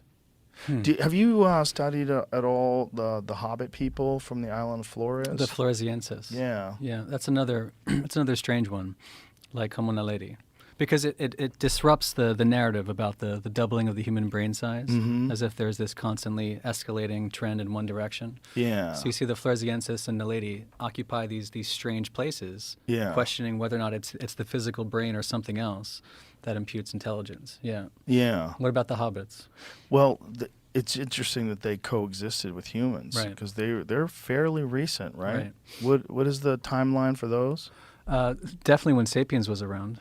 Yeah. What's the most recent carbon dating on those Homo floresiensis? I think it's less than 100,000 years. And they think those things had tools. They think there was a lot of dispute as to whether or not they were just misformed or deformed human beings. There was a lot of dispute as to whether or not this was a unique branch of the human chain, but they think it is now. And they think they're probably also subject to island dwarfism, like mammals are. But for some reason, with reptiles, it goes the other way. What's the age on Floresiensis? Trying to find an updated article. This article is from last month. Yeah. So it's existing. Okay. Initial carbon dating of the sediment determined the remains to be 18,000 years old. Wow. Which is startlingly young, putting the previous unknown species closer in time to us than Neanderthals. The date was revised in 2016, estimating instead that the Hobbit was 50,000 to 60,000 years old. Interesting. I wonder what changed, and wonder what they got out of the first one. The specimen was just wrong in about 5 different ways and unexpected, to the point of people thinking like this can't be possible, said Paige Madison, a historian of paleoanthropology and science writer who is currently working on a book about the Hobbit titled Strange Creatures Beyond Count, to be published in 2025. That's still pretty recent, though. I mean, the grand 50,000 is pretty recent. I wonder why they thought it was 18 and why they changed that. 18 is more magical. It's closer. That's magical. Yeah, that seems like, whoa. unreal. Well, do you know about the orang pendek? Mm-mm. The orang pendek is a mythical creature that people have spotted in Vietnam and in some other places of the world. Rejected name. What's that? They were going to use that name first, but they had to reject it. Floresianus? Yeah. I meant flowery anus. Flowery anus? Oops. Oh, boy. Yeah, you can't say that. I wonder why they did that. But the orang pendek is a very similar creature that has been talked about by indigenous people and people that live in the jungle, and they insist that it's a real thing. It's a tiny, hairy little human that is very similar to these Hobbit people. And, you know, the speculation, like, you know, from the cryptozoology people is that this thing's still alive in very Today? small populations. Yeah. There's some bullshit That's kinda videos wild. that like show one running across the road. You ever seen that video? Yeah. It looks fake, right? For sure. Yeah. It looks fake. Do you think the Gimlin footage is real? Patterson Gimlin Yeah, footage? yeah. 100% fake. Fake? Yeah. It looks yeah. fake. Yeah. Everything that looks fake is fake. Is it a person in a suit? Yeah, 100%. Yeah? Yeah. It's Why? A guy, it's a guy walking It's a guy in a suit? Yeah, 100%. Although I did get really high once, and I was convinced that it was really Bigfoot, and I was being an asshole all this time. I was like, oh my God, what if that really is Bigfoot? I just been a dick. Because these hardcore Bigfoot believers, that's their footage. The Patterson, but there's so many problems with that. First of all, Roger Patterson literally got arrested for writing a bad check to pay for the camera that he used to film that. They went there specifically to film it. The guy, Bob Hieronymus, who says he was Bigfoot, when you see him walk, he's this big old gangly cowboy-looking dude. When you see him walk, he walks exactly like that Bigfoot You thing think it was did. him? 100%. Huh. Yeah. They even have a receipt from a fucking gorilla suit that they bought. Have you ever seen him walking side by side? Find a video of Bob Hieronymus walking side by side with the original Patterson footage. So they show the Bigfoot walking and then Bob walking, and you're like, oh. Like, I mean, because he looked like a Bigfoot. The guy was a fucking, you know, there's dudes, the big old cowboy-looking dudes, big old fucking farm country strong dudes. Yeah. They look like apish. They're just big old fuckers. And this guy was one of those guys. And you see him walking, and he walks right. You know, they superimpose it. They put side by side rather. And when they do it, you go, oh yeah, definitely. What a disappointment. Do you want to believe that it's real? No, I don't want to believe. Did you ever believe it was real? When I was 8, yeah. And when you're 9, you're like, get the fuck out of here. Yeah, but my God, there's people to this day, those hardcore Bigfoot people are cult members. They really are. They decide to shut off a part of their brain that critically looks at information. Aren't there any eyewitnesses who strike you as credible? I was talking to Les Stroud about this. Yeah. Do you know Les? I was talking to Les once about this, I think. Yeah, Les, he's a very credible guy in terms of like survival tactics. He knows a lot about that. But he didn't see one with his own eyes. He heard something, and he heard noises that sounded chimpanzee-like. Bears make those noises all the time. I've seen bears make those. I've watched bears make those noises. They make them particularly when they're fighting with each other. They sound very much like gorillas. They do that all the time. So if you were alone in the woods and you heard that and you heard smashing and thumping around, you're like, oh my God, there's a gorilla out there. Oh my God, there's some kind of a primate out there. There have been people that have spotted things that are very eerily similar to what you would think is a large bipedal ape. The problem is a lot of these places are heavily wooded and populated by bears, and bears walk on 2 legs all the time. So there's Bob, and there's the Bigfoot, right? I mean, case closed, right? I never saw that. I mean, look at that dude. Look, isn't he like what I said? Big old country dude? Yeah. I mean, we see that guy walking, and you imagine him with a fucking gorilla suit on. I mean, it doesn't even look good. It looks like shit. I mean, look at that thing. It looks like a guy in a gorilla suit. And in my opinion, everything that looks fake is fake. I've never seen anything that looks fake that's real. I mean, I could be wrong. Yeah. I don't know what that is. Yeah. But I definitely know that the guy that there's a whole paper trail of buying a gorilla. Is that what he's saying? That's the suit? I honestly don't know. I've never seen this video. I was trying to find the side by side. I was having a hard time finding it, and this is the one I picked. And Okay, so he's saying that that's what he wore. But that thing does look like it. If you go back to that video, that photo of where he's holding up that suit, that looks pretty fucking similar, man. pretty fucking similar. And all you'd have to do is put that thing on and walk through the woods. And it's just too convenient. All of it's too convenient, that the fact that the guy went looking for it and found it and filmed it, and, you know, the whole thing's corny. It's corny. Data matters. Data does matter, and there's no real data in terms of genetics. You know, there's been a lot of like goofy talk that they found like some kind of human DNA and samples of hair. The problem with that is all that DNA's been contaminated. I actually talked to an actual biologist about this, and we did an episode of Joe Rogan Questions Everything for the Sci-Fi Channel on Bigfoot. We hung around with Bigfoot hunters. Duncan and I went out with them and looking for Bigfoot and camping with them and everything. And I just, it's people that are just looking for something, you know. And some of them have had experiences. Some of them have said they've seen things, but it's just, all of it just reeks of horseshit. And it's unfortunate because I think at one point in time it was real. I think almost certainly at one point in time human beings did interact with Gigantopithecus. It was a real animal. You know about that? Mm-hmm. And Gigantopithecus matches exactly like what people talk about when they talk about Sasquatch. It looks exactly like that. An enormous bipedal hominid that was, you know, maybe more than 8 feet tall. And they found out about this thing by accident when a guy was looking in an apothecary shop in China, and he found gigantic teeth that were clearly primate teeth. He's like, where'd you find these? And they go there and they go to the site, and they dig out jawbones that indicate it was bipedal. And so now they know it's a real thing that existed. And I think they date that to, when do they date? I think they date that to 100,000 years ago. When do they date Gigantopithecus to?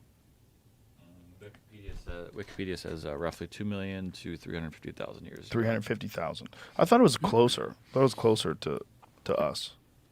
That's just what Wikipedia says. I have to see if there's other disputes or something. Yeah, see if because I've read that the carbon date that they did on these teeth. I think they said that was somewhere in the neighborhood of 100 and something thousand years ago. So that would put it, you know, with semi-modern looking human beings. Mm-hmm. So the question is very modern. Right. And then the question is, like, how long did it survive? Like, just because you find something, like, say if you find one that's 200,000 years old, doesn't mean that it didn't exist 100,000 years ago or even 50,000 years ago. Like, when was the last one? When did they die off? And when did humans encounter them? And if you look at their range, like if they found them in Asia and then you look at the Bering landmass and you look at where does it drop off? Well, it drops off in the Pacific Northwest. Like that's like literally like goes down Alaska, makes its way down the coast, dense forest, which is where a thing like that. So proteins extracted from a roughly 1.9 million year old tooth of the aptly named Gigantopithecus is a close relative to modern orangutans. So protein comparisons amongst living fossil apes suggest that Gigantopithecus and orangutan forerunners diverged from a common ancestor between 10 and 12 million years ago. Jeez. But when did it die off? It says the same thing. It says they hadn't found anything from the late ago. Pleistocene era. They only have this from the early part of it. Okay, so it said the fossils date from around 2 million to almost 300,000 years ago. The sizes of individual teeth and jaws indicate that it weighed between 200 and 300 kilograms. That's a big fucker. Interesting. So that was Bigfoot.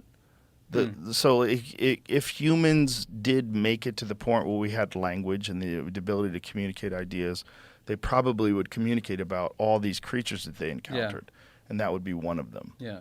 But the actual like Patterson footage Bigfoot, that's horseshit. There's just too many hunters out there. Too many hikers who would have seen something. Yeah, they don't see anything. Yeah. No, I've talked to many people that have spent they've spent months in the backwoods. I know multiple guys that do like my friend Adam Greentree from Australia. Every year he comes to America and he'll do a remote wilderness elk hunt solo, and he live streams it. He puts it like pieces of it on his Instagram. And he was out there for 28 days. He did see a grizzly bear a couple years back, which is not supposed to be there in the San Juan Mountains of Colorado. Mm-hmm. But that's close to Wyoming, and Wyoming is a habitat for grizzlies, and it makes sense that grizzlies would go across the border and make their way in there. And there's been historical sightings of things that people thought were grizzly bears there, but no Bigfoots. None. Zero. You would think somebody would get a camera footage shot of it, like from these trail cams or camera traps or something. I mean, nothing. And you personally never heard or experienced anything? No. Like a Bigfoot thing? Yeah. You don't think I would say that first? That'd be the first Maybe thing you're I would holding say. out, Joe. No, I've never even seen a wolf. I mean, I think I did see a wolf once in Alberta, but it was very, very dark. It was getting dark at night, and I saw something run across the road that looked like dog-sized. I thought possibly it could be a wolf. But they have wolves up there. They spot them there all the time. That's not uncommon. The Bigfoot thing is just... It's just one of those legends, you know, like the Yeti. And we know too much about the world now. What's coffee? Can I have some? Yeah, please. We know too much about what's really in the world now to fall for something like that. It's my first coffee in a while. Oh, really? I think so. How long? At least a year. What? Yeah. Really? This is probably going to be wild. Michael Pollan said that he took 3 months off of caffeine, and then the first cup of coffee he had was like psychedelic. So cheers. Cheers, man. Cheers to you. Thanks to that. What kind of coffee is it? Black Rifle coffee. How you feel? I feel crazy. Feel wild, ready to go into a trance. It's been a while, man. I gave it up sometime last year. What made you just want to sip right now? Watching me do it? Is that what it is? Peer pressure, just like I got you to drink. Like in Athens. It was that margarita. Margaritas will do it. Yeah. Margaritas have been responsible for more bad decision making than probably any other beverage. You don't drink that much, though, do you? No. Yeah. I like a couple of drinks every now and then, though. It's one of those things. It's just not good for your health. You know, and I'm very conscious of my health. So. I realized that. Yeah, it really hit me last year. I got COVID last summer, and I'm not sure what the connection was, but just my body felt terrible for like at least a month or so. And then I just couldn't get back to myself, and so I quit alcohol and caffeine, or coffee for sure, and I felt a lot better. So COVID really got you bad. It got really bad. I was sick I was in bed for definitely a week or two, and then I had like just persistent kind of malaise for at least a couple months, and that went on through most of last year. Wow. So when I stopped. So long COVID. What they call long COVID. That's what it felt like, man. Yeah. I mean, obviously, I never had it diagnosed, but it's a weird term, right? Because it's kind of vague. What does that mean? You know, it's like people get wrecked by the disease and then they don't seem to recover very well and return to their robust self. And why? Why does it get some people? How come some people get sick and they get over it? Can I ask you about your vitamin intake? Yeah, it's pretty poor. I mean, so last summer I started taking a lot more vitamin D and vitamin C and echinacea. But that's it? That's basically it. Yeah, that's not enough. I know. It's like, you can take things that cover your bases. Like there's a product called AG1 Athletic Greens. It's nice because you just mix it in water, a little packet, pour it in water, or you get like a scoop of it and put it in water and mix it up. Every day? Yeah, but it's easy. It doesn't taste bad. It tastes good.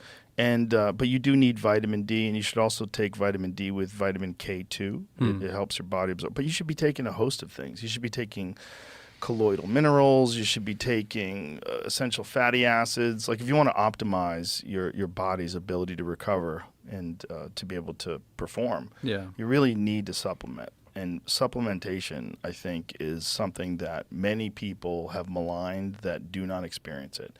When you talk to doctors, all you need is a balanced diet. And those doctors always have pot bellies and they look like shit. If you talk to someone who's a fit doctor who's like really healthy, they'll tell you the value of not just good nutrition, but also good supplementation.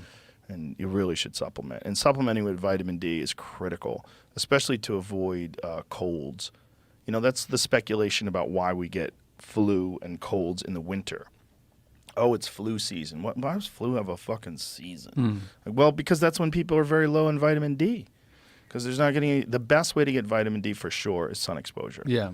And vitamin D is a hormone. It's not just a vitamin. It's responsible for a lot of things in the body. including your ability to have a properly functioning immune system. And I think there's some nutty number of people in this country that are deficient in vitamin D. And out of the people that were hospitalized with COVID, I think the number was 84% of them had deficient levels of vitamin D. How much do you take by supplement? Me? Yeah. You don't have to reveal it. What's it, 20,000 milligrams a day? 20,000? Yeah. Like each little tablet is like 5,000. I take 4 of them a day. Yeah. Yeah. Yeah, I go hard. But I go hard with a lot of things. That's a lot of D. But I'm almost 60 years old. I'm 56 years old, and I push my body. I work out really hard. I work out as hard now as I did when I was 25. You know, and it is possible to do, but you have to do it right. Like, you have to give your body the tools that it needs to recover. But those tools and the food that you eat and the supplements that you take, all those, they help your overall health, which helps your ability to recover from illness. You were telling me that in Athens too. That it makes sense. That like some sort of strength training. Strength training is critical. Like, first of all, it's critical as you age because you lose bone mass, you lose muscle mass, and there's a lot of people that look similar to the way they looked 10 years ago, but they have more fat and less muscle and less dense bones. And it's just for your ability to do things and to be mobile, and you have to force your body to lift heavy things. And I don't mean really heavy. Like, the heaviest thing I lift is my body weight. The second heaviest thing I lift is 70 pounds. You don't do heavy weights? No. Huh. No, I don't do heavy weights at all. I do kettlebells. So what I do is like cleans and presses and swings and windmills. And I do all these things that make my whole body work as one unit. Like, I don't do anything that's an isolation exercise. Everything I do is so it's all stuff where my body's forced to balance this weight and press it and then lean over and press it up, or Turkish get-ups where you lie on your back and you press it up and then you get up and you stand up on one knee and then you stand all the way up and then you slowly lower yourself back down. They're not glamorous exercises, but they're really good for a coordination of all of your muscular and all of your entire core and your whole system working together instead of like curls or, you know, tricep extensions. Those are good for isolating and developing specific muscles, but I don't do any of that stuff. Everything I do is just I use my whole body. How many times a week? I work out almost every day. Do something. I do something almost every day. I got to step it up. Well, it's not hard to do. It really isn't. You just have to get in the habit of doing it. Like, if you just get in the habit of doing 100 push-ups and 100 bodyweight squats every day, that'll change your fucking life. And it takes 15 minutes. It does not take long. You can do 100 push-ups in 15 minutes. I do 100 push-ups and 100 bodyweight squats in 15 minutes. Yeah. I might have to work up to that. You just do sets of 20. Just do 5 sets of 20. So I do 2 in a row where I do 20 push-ups, 20 bodyweight squats, 20 push-ups, 20 bodyweight squats. Then I catch my breath, have something to drink, and then when my heart rate gets down a little bit, I'm ready to go again. I do another 20, another 20, another 20, another 20. So now I'm in 2, you know, so now I just need 1 more. And then I do my last 20 and my last bodyweight squat, it's 100. Okay. It's not hard to do. I can do it, man. You just say, this is what I do every day. And maybe it'll take you a half hour, but it's a nice little workout. Yeah. It's simple. You can do it anywhere. I can do it on the road. I can do it anywhere. It doesn't cover all of your bases, but it's a really good base to start from. And then once you start doing something like that, then you can incorporate other things. Then you can incorporate lunges with like maybe dumbbells or chin-ups or things along those lines, dips. Like, you could most certainly get a really good workout every day with just your body weight. There's so many things you could do. And now with YouTube and all the resources that are available, you can just Google body weight routines and bam, you've got so many different options that you could just follow along to some video, and people do things like that. It's super easy to do. Okay. Yeah. I'm on board. Yeah. But resistance training is very important. It's really important as you age. What about cardio, though? Because that's the one thing I don't have trouble with. I've been doing cardio in the mornings and getting lots of sunshine. Cardio's great. That's kind of that's how I feel a lot better. So when I got sick last summer, that's when I needed to move a lot more. Plus, I was sitting at the desk too much, you know, like typing and writing and stuff. Oh, yeah. So that my back was all out of whack. I've been going to a chiropractor. I went for months to a chiropractor. And then I've been sleeping a lot more and just being more mobile, more active. I mean, there were days I would sit down to research and write. I could go for hours at a time, and like in the aggregate, maybe 15 hours a day, like when I was trying to finish the book. And that caught up to me bad, man. Makes sense. So I pulled my back out a couple times trying to lift the girls. Ooh. That's when I realized I was like grossly out of shape. Do you use an ergonomic chair when you sit?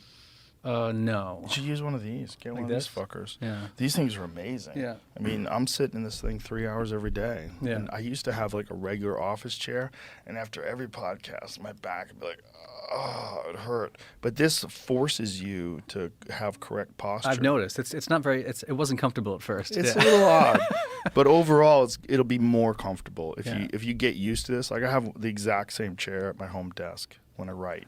It Same gives you chair. that lower back support, which is cool. And it's just like the way it doesn't allow you to kind of like slump in, like the way. That's what I was doing. I was Yeah. slumping over the computer like this, and my spine was all out of whack. I used to get a bad neck pain when I was writing too much on a laptop because Yeah. you're sitting there like this the Yeah. whole time, and just this like head down in a bad office chair, some shitty chair. I would get like, my neck would hurt, and that's when I knew I had to stop. And sometimes I'd try to keep writing, but my neck would be irritated. I'm like, I gotta stop. But this I don't get any of that anymore with this. These are, what are they called? Capiscos. And it used to be, the company used to be called Fully, but I think they sold to another company now. These are the shit. I've tried everything. I've tried the ones where you're on your knees. Yeah. When it's not really a chair. Yeah. It's like all your weight is sitting on your knees. Those are pretty good. Those are pretty good. I used to have one of those at the house. Some people like a balance ball. They like sit on one of those Bosu balls. Yeah, that was recommended too. Those are good Yeah. because it's the same principle. But it then you have forces to watch your posture the whole time. Yeah, but that's the idea. Is Yeah. that what posture is essentially is a constant static exercise, right? Because you really want to just do this. And I used to have terrible posture. I'm much better at it now, but it's because I've had back problems. So you just like force yourself to like stay in this. This is how your body's supposed to be. Yeah. It's very unnatural though. It is. At least for me. But that's also like why I wonder, like, why did those animals, those ancient hominids, why did they choose to stand up? Like what facilitated that? You know? You all right? Yeah, I'm okay. You okay with the coffee? It seemed like you were about to trip balls back there, buddy. I had a moment there. I do feel it. We were talking about this before, but the reason why I brought up Kundalini yoga and I was going to bring up holotropic breathing, and there are some methods that people use. Yeah. And I'm saying this as someone who hasn't. I've done some breathing exercises that did create a very bizarre state. And breathing exercises, I do have some experience, but I've never done the holotropic breathing. Where Me neither. they have these, like real rituals where they do holotropic breathing, and people have what they describe as very psychedelic experiences. That was Stan Groff after some of his LSD experiences. I think he created holotropic breathwork as a way to engage the same process Interesting. that he discovered through LSD. And then, of course, there's John Lilly, who developed a sensory deprivation tank that also makes you achieve a psychedelic state endogenously, but through an external mechanism of lying in the water. We have one here. Have you seen the one that we have here? No, in the Yeah, we have studio? one right here. Yeah. Yeah? Yeah. I'll give it a try. Does it work? Oh yeah, it's pretty wild. It's really interesting. I used to have one in my house, but my wife got weirded out by it. People got weirded out when they come over. They're like, "What the fuck is in your basement? Is that a freezer?" I'm like, no, it's It's a a body-shaped bodies freezer. in your freezer. No, but it's even weirder. They're like, you got a tank that you float in your basement. Like, yeah, you would too if you did it. Once you do it, you go, "Oh my god, this is amazing." Have you had out-of-body experiences? In there? Yeah. Well, it's essentially the idea that Lilly came up with, and he had a bunch of different iterations of it. The initial one, he wore a scuba tank helmet, like a scuba helmet, and he was sort of suspended by straps in the water, and he had this helmet on, and the water was the same temperature of his skin, and so through this method, he was able to relieve himself of most external stimulation, because the external stimulations that you have right now are like obviously we're sitting at this desk. You see everything, you hear everything. Your feet are touching the ground, your butt's touching the chair, your back's that's all sensory input. And in the absence of any sensory input, Lily's suspicion was that you could achieve psychedelic states. And so if you could free the mind. And so he did a bunch of different versions of it. And then eventually he figured out that if you just added a ton of salt to the water and you used what is like waterbed heaters. So waterbed heaters at the bottom, you line it with plastic, and then you get it to a steady 94 whatever degrees. And with that salt in it, you'll float. And when you do get in there, the water becomes impossible to different. You can't tell the difference between where the air is and the water is because it's just all the same temperature. And so it's the same temperature of skin. So as long as you don't move, you don't even feel the water. And it feels like you're just flying through space. And you don't see anything. You don't hear anything. Half your face is underwater, so your ears are underwater. A lot of people put like earplugs in. I generally don't. But then half your body is above the surface. And you're just lying there floating, and it's very relaxing. It's a great way for your body to absorb Epsom salts. You get magnesium through that. You know, like when people take Epsom salts when they're sore, it's magnesium. You're taking magnesium, and so you're just taking it through your skin. I'm taking notes, man. I'm going to incorporate all this. But these are all ways that people have. Oh, Jesus. I almost got the book, but didn't. Isn't that amazing? Look, that's amazing. That's pretty good. Like, it literally, cut a line. That's a crazy line. Check that, Jimmy. Thank you, sir. So my question was, is there any historical evidence or any information that leads you to think that possibly they were engaging in some other kind of thing? So your friend who doesn't believe... Oh, right. Like maybe there were some other options that they were also doing when you think about these rituals, right? Yeah, that's a possibility. I mean, we know there were cave techniques. So I mean, it's not just Puppy Pup and Gilly. There are other. I'm going to clean the coffee at the same time. Thank you. There were other scholars too who just aren't big fans of the psychedelic hypothesis for any number of reasons. But also, it's very unpopular until recently to even suggest anything about psychedelic. I mean, think about all the different people that their careers suffered. Because they did bring up psychedelics. That's who I write about in the book. Yeah, it's Professor Ruck, who's 88 years old. He's still at Boston University. He was at Boston University in the late 70s when they unleashed that hypothesis, and it really impacted his career in the 80s and 90s and beyond. So that's that people are aware of that. They're aware of not just. I was aware of that. Yeah, for sure. That's it's at least part of the reason why I haven't tried psychedelics. Yeah. You know, I wasn't personally called to that experience. Well, it's also from your perspective, if you were a guy who did psychedelics and then you're reporting on psychedelics, like, oh, this is confirmation bias. This guy wants to believe this. But instead, since you haven't, it's probably better for the overall, acceptance of your research that you're looking at it purely from an academic perspective. You're just looking at fact-based, evidence-based, historically based. And trying to find the data. Like we were talking about. I think, my experience is meaningless compared to all that. I never, I don't know, I managed to avoid it for so many years that when it came time to write the book, it just seemed like it wasn't a priority at all. Well, I think you should do it eventually because it's so profound you're not going to be able to believe that you never experienced it before. But also one of the most bizarre things about the DMT state in particular, which is something that we know is produced endogenously in the human body, that you've been there before. Like when you get there, you're what do you mean? Oh, I've been here before. It seems familiar? Oh, 100%. Like the first time I did it, I was like, oh my God. It's so mind-blowing, but also so familiar that you think, oh, I've been here before. And I think you're there all the time. I think you probably go there to some extent every night.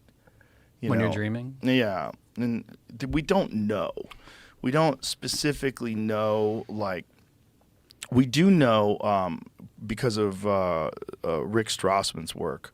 Strassman, who wrote DMT, the Spirit Molecule, and he did the first FDA-approved studies that they did with IV slow drip DMT experiences. And these people had just wild experiences with entities and realms and apparently there's some stuff that's going on right now in London, and Graham Hancock told me about this, that there's some really profound work that's being done, that they're doing these studies where they're doing the same sort of technique. They're doing it for like 3 hours. And At Imperial. Is that what it is? Yeah, it's at Imperial. Yeah. Do you know more about it? You can tell us. Yes, it's long. I'm not sure if it's that long. I think it's 30 minutes. But there's another team in Basel in Switzerland that's also experimenting with infused. I think it's like 90 minutes. And interestingly, this is somewhat breaking news. There's a new study happening in the U.S. So the first U.S. research on extended state DMT is happening at UC San Diego, which is really cool. Actually, Jamie, there should be a press release about it, which came out earlier this year. There's a team there being headed by a guy named John Dean, Dr. John Dean. He's talked with Rick, by the way, about his research. And they recently got some funding to be the first U.S. site to host these extended state infusions. And to really trying to get in the route. Are you interested? Yeah, sign me up. Well, I imagine it will eventually become something like ketamine therapy. You know, one of my friends, Neil Brennan, who's suffered from depression in his life, hilarious comedian. He went to, I guess it's a psychiatrist. I don't know who does these things, but he went to this place where they give you an IV ketamine drip. And he's like, okay, it's probably going to be, you know, just relaxing. He goes, oh, no. You are tripping your balls off in a doctor's office, like hooked up to an IV bag, closing your eyes and experiencing this like full-blown ketamine state, which he said is like profoundly weird and very, very psychedelic. And some people, it helps them alleviate depression. Yeah. But it's also like super abused recreationally, especially around here. There's a lot of people that get prescribed ketamine for depression, so they have like these nasal pumps of ketamine. See people at night. We had someone in the club that went into a K-hole. No way. Yeah. Someone in the audience. The husband was like, she did too much ketamine. Just like at a comedy club, because you're spraying this stuff up your nose, and you know no one's stopping you from doing it 10 times. That seems irresponsible. Yeah, that's what people do. I know, but this is my drunk. That's my concern with some of these drugs. Right. That is a legitimate concern, but also that is a concern with food. You can't tell people, you can't regulate people's food consumption just because people get overweight. Yeah. You got to let people figure it out, and you got to give them the information and the tools that they need to make good choices. And the only way you do that is if it's legal and studied and people understand, you know, what is the correct dose? Like, what is the correct thing? What's the best way to do it that's the most beneficial and causes the least harm and treats it with the most respect? Because one of the things about rituals, I think, and these ritualistic settings, is that there's this heightened state of importance and significance of the thing that you're about to embark on. Yeah. This journey that you're about to go on. And related to this, there was a place that I had initially purchased before I put the mothership at the Ritz, before I bought the Ritz. I was under contract to buy this one building that was owned by a cult. And there's a documentary about the cult. It's called Holy Hell. And it's about this guy who's a hypnotist and also a gay porn star who started a cult in California and then moved it out to Austin. And this guy would do this thing with these people where he would call it the knowing. It's a crazy documentary because, like all cult documentaries, in the beginning, it looks awesome. In the beginning, it's like, oh, they figured it out. This is the solution to what ails us. The modern society where people are disconnected, there's no sense of community. These people are splashing around the water together. They're going on hikes together. They're doing yoga together. They're eating together. They're singing together. God, it looks amazing. Amazing. And he had this thing that he would do. It was called the knowing. And there's videos of him doing it to people. And he would, when these felt like they were ready, and it took forever, some people would be very angry. He's like, you're not ready. Because he was just a con man. But what he did was convince them that when this thing would happen and he would touch them and give them the knowing, that they would have this profound experience where they would connect with God. And it worked. That's what's crazy. When he did it to these people, and obviously these people are deeply committed, right? They're cult members. They've bought in hook, line, sinker, and he's a hypnotist. So he's doing hypnotic therapy on these people, and when he does it to them, you see them like, "Ah," like, and they talked about it like it was the happiest moment in their life, and they were talking about it in this documentary in the context of describing how this guy was a con man. And about this guy ruined their lives, and they followed him for 2 decades, and now they're lost and 50 years old just trying to find their way in the world, and they were just young people who were trying to find a way. They still talk about that experience being one of the most impactful, profound moments of their life. And it was bullshit. But was it? It clearly wasn't bullshit. He didn't really have magic powers, but he did have the power of suggestion. He did understand hypnosis. And because they believed in him so much, they really did have this experience. So what is it about this trick, this placebo effect, this thing that you can hit, this switch that you can hit, where these endogenous chemicals that we know exist, we can make them bust out of your brain in some profound way that makes you have this complete transcendent experience. That's what interests me about this research at UCSD.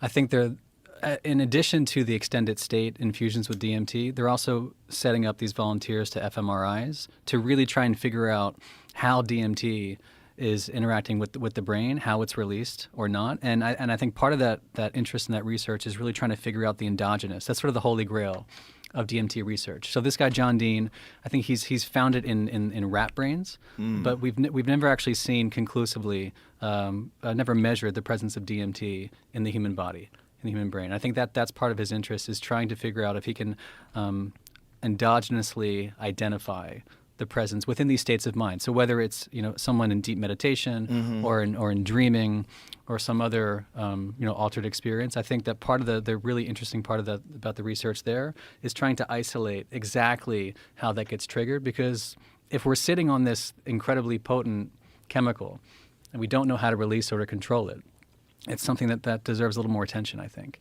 For sure. But the Kundalini people think that you can achieve that state through Kundalini. So that needs to be studied then, I think. This is coming from people that I know that have done both. Yeah. But my question is, one of the things that does happen when you have a profound breakthrough experience, you don't have flashbacks, really, but you can have a dream. And McKenna talked about this.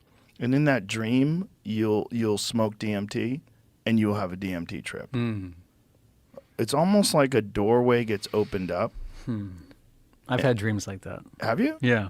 What were they like? Yeah, because I set up this boundary in my real life. It hasn't happened often, but I've had a couple dreams where I've imbibed the potion, and it's very strange, actually, man. I don't have visions. There isn't a breakthrough experience, but there's this sense of like overwhelming calm and serenity. And so I never felt like I was hallucinating things that weren't there. Maybe I got the wrong potion. But when I've had these experiences in the dream world, it's like the dream world wraps itself around me in a cocoon, and I have this ability just to also lucid dream, of this very rich dream life. Have you always been able to lucid dream? Yeah, since I was a kid. Interesting. Yeah, that's another thing that you would think that I would have practiced. Like, it seems like there's actual strategies to lucid dream. Right. And it seems like it's fun. But why have I not looked into it at all? I think about that with it's worth your attention. Holotropic breathing, and I think about that with McKenna talked about that too, which is really funny. He said, because people were talking about all these different ways to achieve psychedelic states without psychedelics, and he said it makes me think of this one monk who had practiced a city of levitation. And it's one of those cities. Yeah, and he had practiced this for like 10 years. And the Buddha came to town, and he said, I have practiced a city of levitation. I can walk on water. And the Buddha was like, yeah, but the ferry's only a nickel.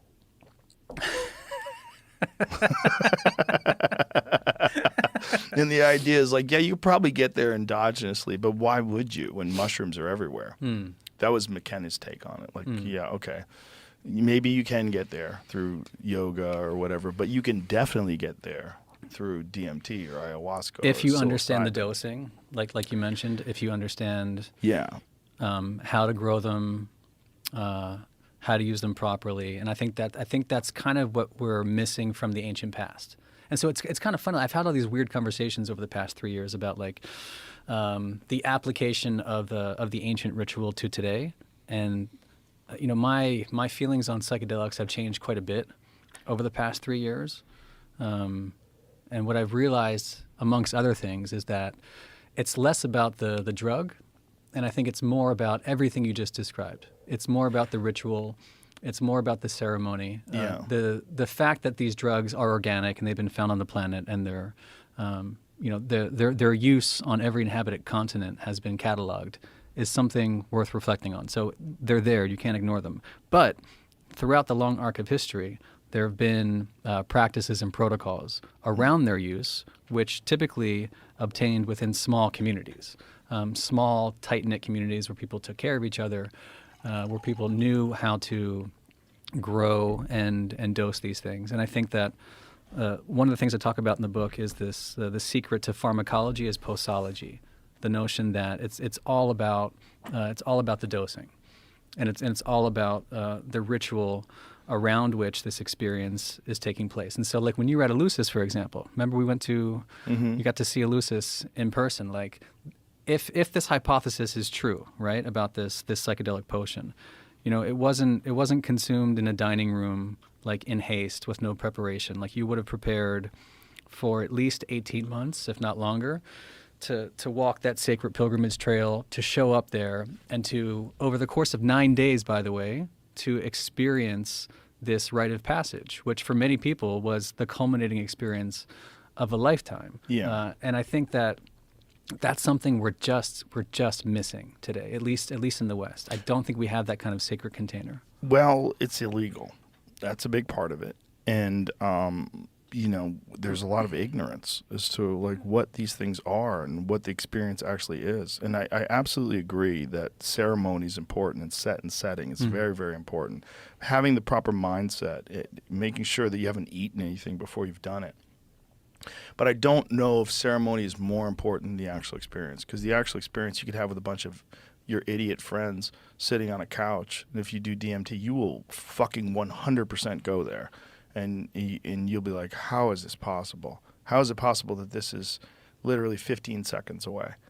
Like, you take 3 giant hits and you're gone. And you exist in this realm that it's unimaginable. And it's you there. It's not you're seeing things that aren't there. It's you're there. You're there in this thing, because you're not just seeing things. You're experiencing them. It's like they're working on your brain. It's very weird. Whatever it is, like you can sometimes see them like moving around. They're like mechanics, like guys with screwdrivers and shit, like fucking around with your head. It's very weird. It's a very weird experience.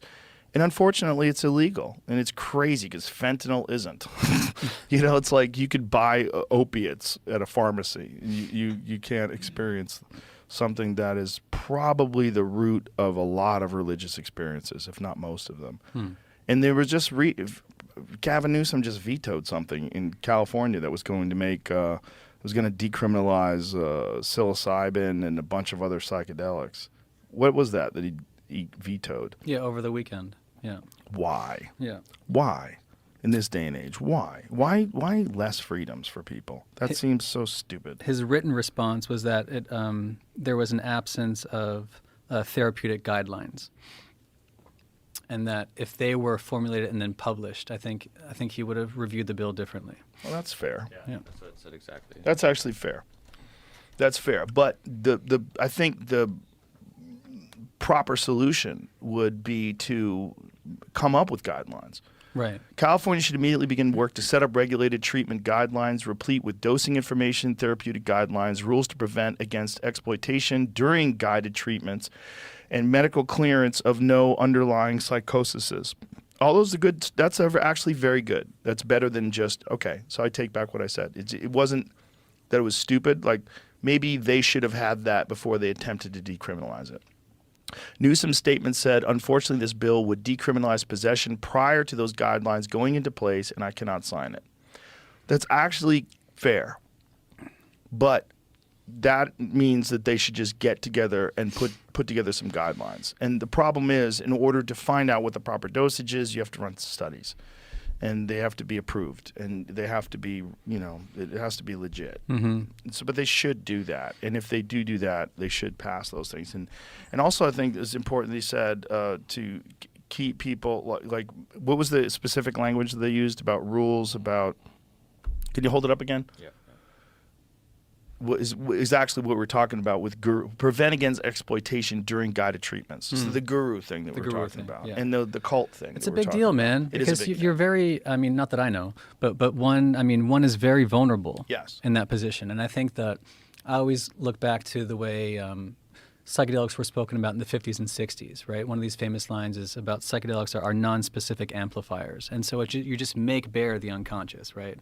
And to someone who hasn't done a lot of depth work into the unconscious and those processes, it can be very traumatic, man. And screening for psychosis. That's another very good point about his rejection of it, because that's an issue. It's a giant issue. And people that struggle with normal consciousness really shouldn't be fucking around with these things. You talked about this with cannabis, by the way. 100%. Yeah, that's Alex Berenson's book. And it's also me personally having experienced it with multiple people. I've seen multiple people over the time that lost their fucking minds. And one thing a lot of them had in common was they're heavy pot smokers. And including one friend of mine who lost his mind and came back. He quit weed. And he was like, dude, I thought the fucking FBI was following me in the sky with drones. And like, I was freaking the fuck. And there's no reason for him to be followed. It's not like he's a criminal or even a bad guy, or even a fucking person of note. Just a guy who was freaking out because he was smoking too much weed, and it was literally making him psychotic. I mean, he was, or at least schizophrenic. Like he was hearing voices, stopped smoking weed, came back to normal. So I think there's certain people, but that's just like everything. There's certain drugs that people cannot take. Certain foods people cannot eat. There's certain people have allergies. They have sensitivities to things.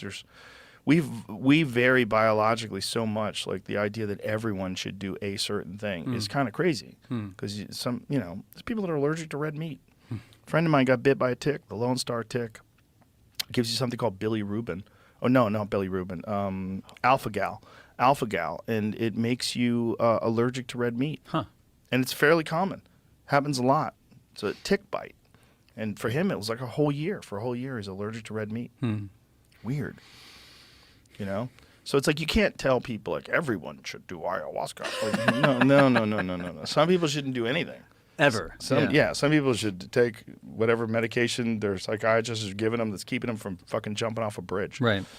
That's another thing. Yeah, contraindications and people on medication. It's very, very complicated, man. Oh, sure, especially people on medications. I know people that suffer from anxiety, and they're on anti-anxiety medication. They would like to try psychedelics, but they cannot while they're on that medication. So there's this like weird little balancing act, what to do. Yeah, it's a big deal. I think there have been a lot of studies on MDMA and psilocybin over the past 20 years. Less clinical studies on some of the other things, obviously. And I think that as governments engage, we'll see policies develop that really try and account for all that safety. Knowledge around dosing and therapeutic guidelines, ethical considerations. And I think that's all very, very important, man. It is very important, but it really is important for us to get an actual understanding of kilograms per body weight, how much body weight, what's the effective dose for a person who weighs 140 pounds versus, is it different? Does it vary? I don't think it varies with some, I think that's one of the things about DMT is it's not specific, or maybe it's psilocybin, not specific to your body weight, which is interesting. Psilocybin is, I think. Is it? Yeah, but not DMT. Is that what it is? I think so. Yeah, okay. Yeah. So that's weird, right? Like, why isn't DMT specific to your body weight? Like, why wouldn't a dose for a 500-pound man be, way too much for you? But we have to know. We have to find the only way to know that is to study it and to get accurate research and data. That's on the medicinal and therapeutic front. But I do think there's lots of other good work around transcendence and consciousness studies and psychedelics, like outside the medicinal realm. And that's kind of, that was my interest in writing the book, was trying to suss out like the societal implications of this, the historical implications of this. Well, if it really was psychedelic rituals that led to the birth of democracy, that seems pretty important. We should be looking at that. But doesn't it kind of make sense though? Like, who else is going to say, everybody should have a say? You'd have to be tripping if you were like, the whole world was essentially run by dictators back then. Why would anybody vary from that strategy? Because it seems like that's the default mode of people who don't do psychedelics. I would imagine about all the world leaders that are currently involved in horrific things all across the globe, how many of them are doing psychedelics? Probably zero. Probably zero. And this idea that psychedelics could fix the world, like, I wouldn't say it that way, but maybe. It might. It would have a profound impact on just the consensus of like the general population, just most people that have done them, the way it changed the way they see things. And that alone would change the way they think and behave and vote and what they accept and don't accept from their leaders.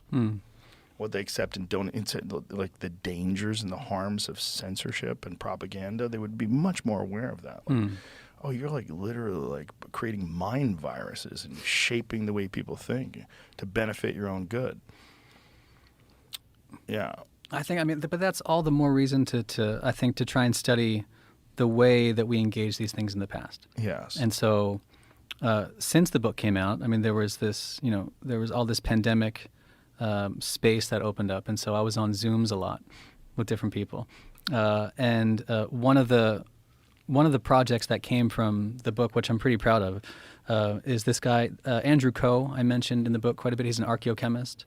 He was based at MIT when I was writing the book, and he's one of the few people who really looks into these ancient containers to try and figure out what organic compounds were left behind.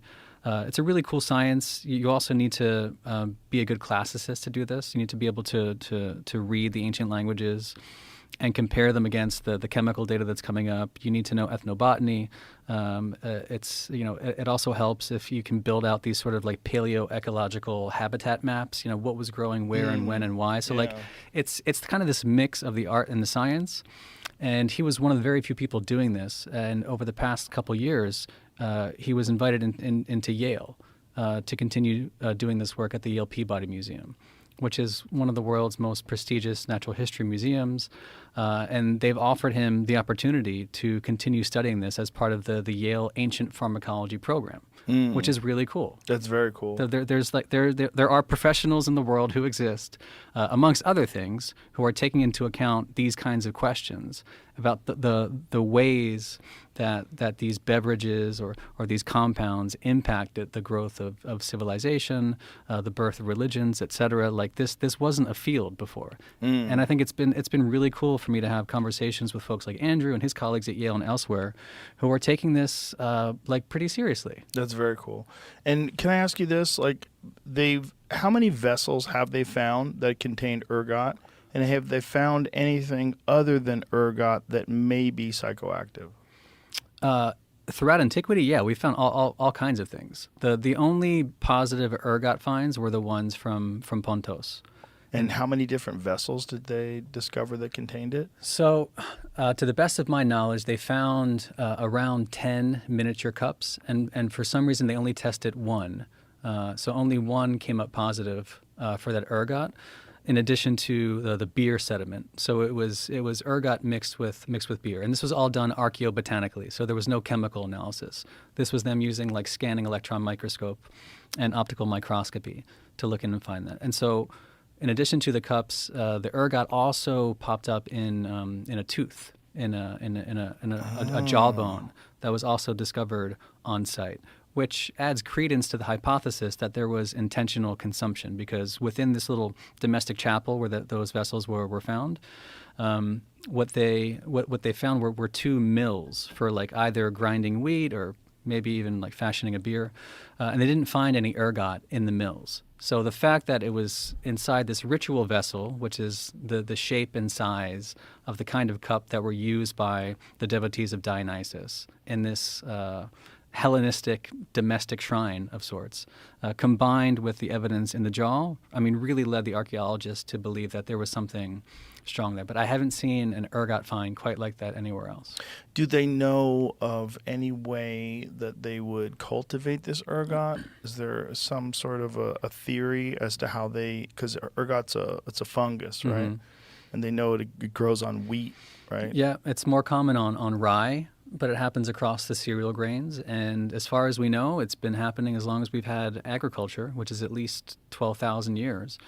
So the big question is what spawned that revolution, the agricultural revolution? Was it to start baking bread or to start brewing beer? It's actually a pretty good debate that goes back to the 1950s between Sauer and Braidwood, these two professors. Did we first settle down into a settled life and start growing grain to make bread or to brew beer? And there's good reason to suggest that maybe it was actually the beer and this religion of brewing that brought people together in the first place. And if you're brewing, then it's foreseeable at the very least that ergot would pop up on that agriculture. Now, does it go back 12,000 years?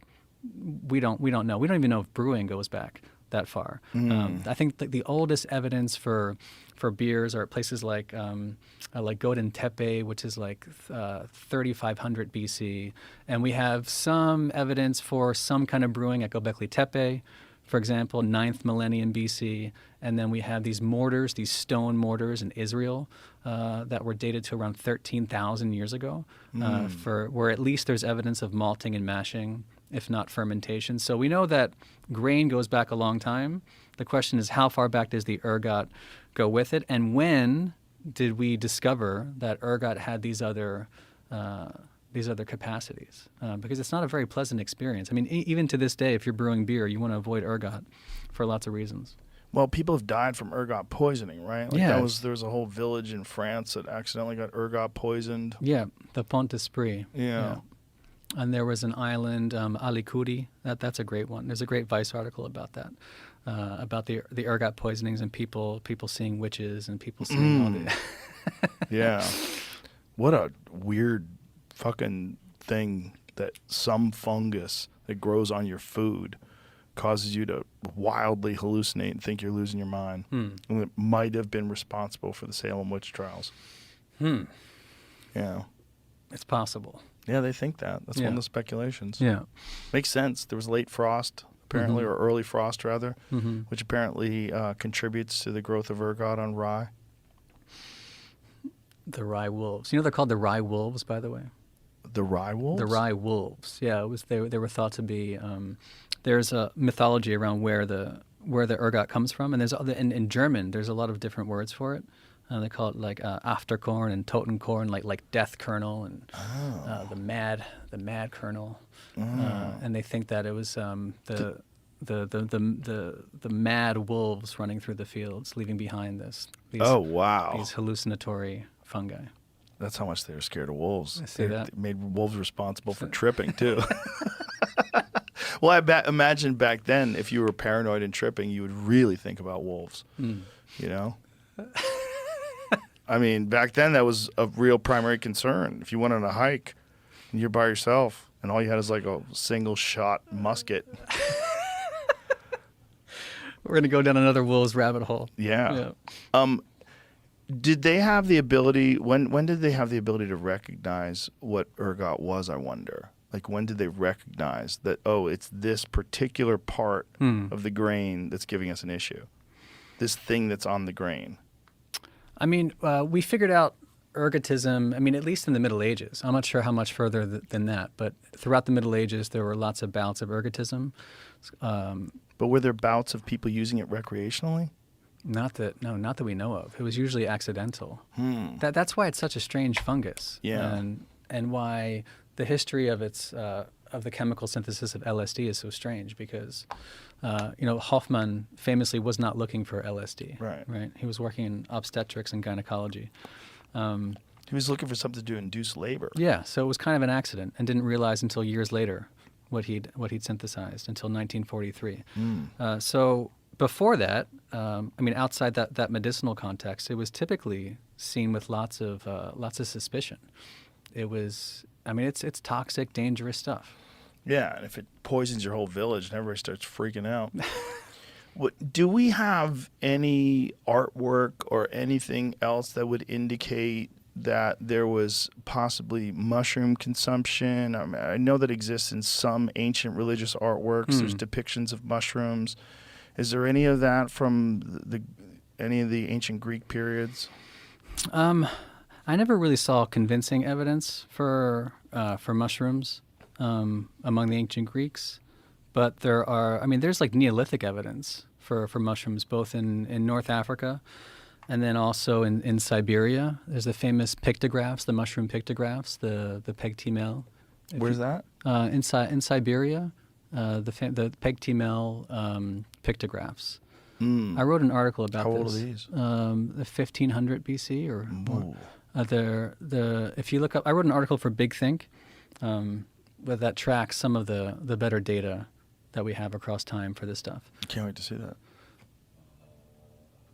Got something? Oh yeah, he found it. Interesting. Oh, so they have a mushroom over their head. Yeah, that's kind of wild. Oh. And they look at them. They look like they're tripping balls. That's wild. And there's mushrooms on the ground there. Look at that. Animals and the mushrooms. I'm sure I think we talked about this before, McKenna's stoned ape theory, which is very fascinating. That picture's crazy, though. So that's from Siberia. Wow. Very interesting.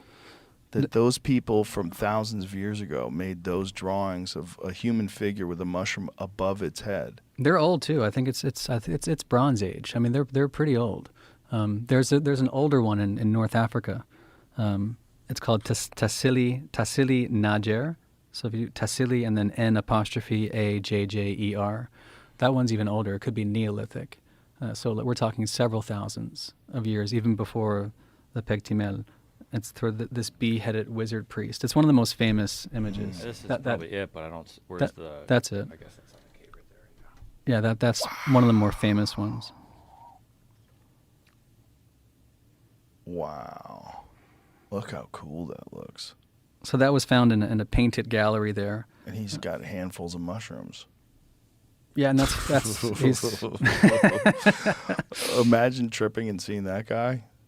Maybe he's there for you. But the crazy thing is that image, especially the cleaned up version of it, it really does look psychedelic. Like the geometric patterns. It's one of the things that you do see in the psychedelic states is these interconnected geometric patterns that are moving. They're always like in motion. like this. Yeah. You definitely could see something like that. Elsewhere in the Badlands is a rock painting of mushroom men running in ecstasy amidst geometric shapes. Where's that one? What's that one? I don't know. I'll see if I can. Yeah, see if you can find that one. Wow. All right. The Tassili mushroom Najer. shaman. So that's 6,000 to 9,000 BC. Wow. Fucking cool. That's one of the oldest ones. Well, we know that psilocybin existed back then, and we know that people experimented with food. They tried things to see if they're edible. Again, that was the basis of McKenna's theory. Was that ancient hominids flipped over cow patties. Yeah. When the rainforest receded into grasslands, they tipped over cow patties looking for grubs and beetles, and that these mushrooms had grown these cow patties, and surely they would experiment with them. Oh, wow. Yeah, that's elsewhere in the same region. Look at that. That's wild. That's pretty cool. They're just running, tripping. They look like they're tripping, too. Look at their heads. Yeah, and they look like they're in an ecstatic state, and they're all holding mushrooms. Wow. So there was a long debate about the relationship between these kinds of images and shamanism and the ritual consumption of psychedelics, like among like rock shelters and cave art. And Graham Hancock wrote a lot about this, and it's my favorite book of his. It's called Supernatural. Yeah. Yeah. He looks at all the different cave paintings going back 30, 40,000 years. And so there was always a long debate about whether or not there was actually some kind of relationship between those painted images, why they were left behind by the priest class of the time, and kind of like what engendered them. And so it's funny, just after the book came out in the fall, I think it was of 2020, there was a discovery in California related to rock art. And it was hailed as the first unambiguous evidence for the consumption of psychedelics in connection with rock art.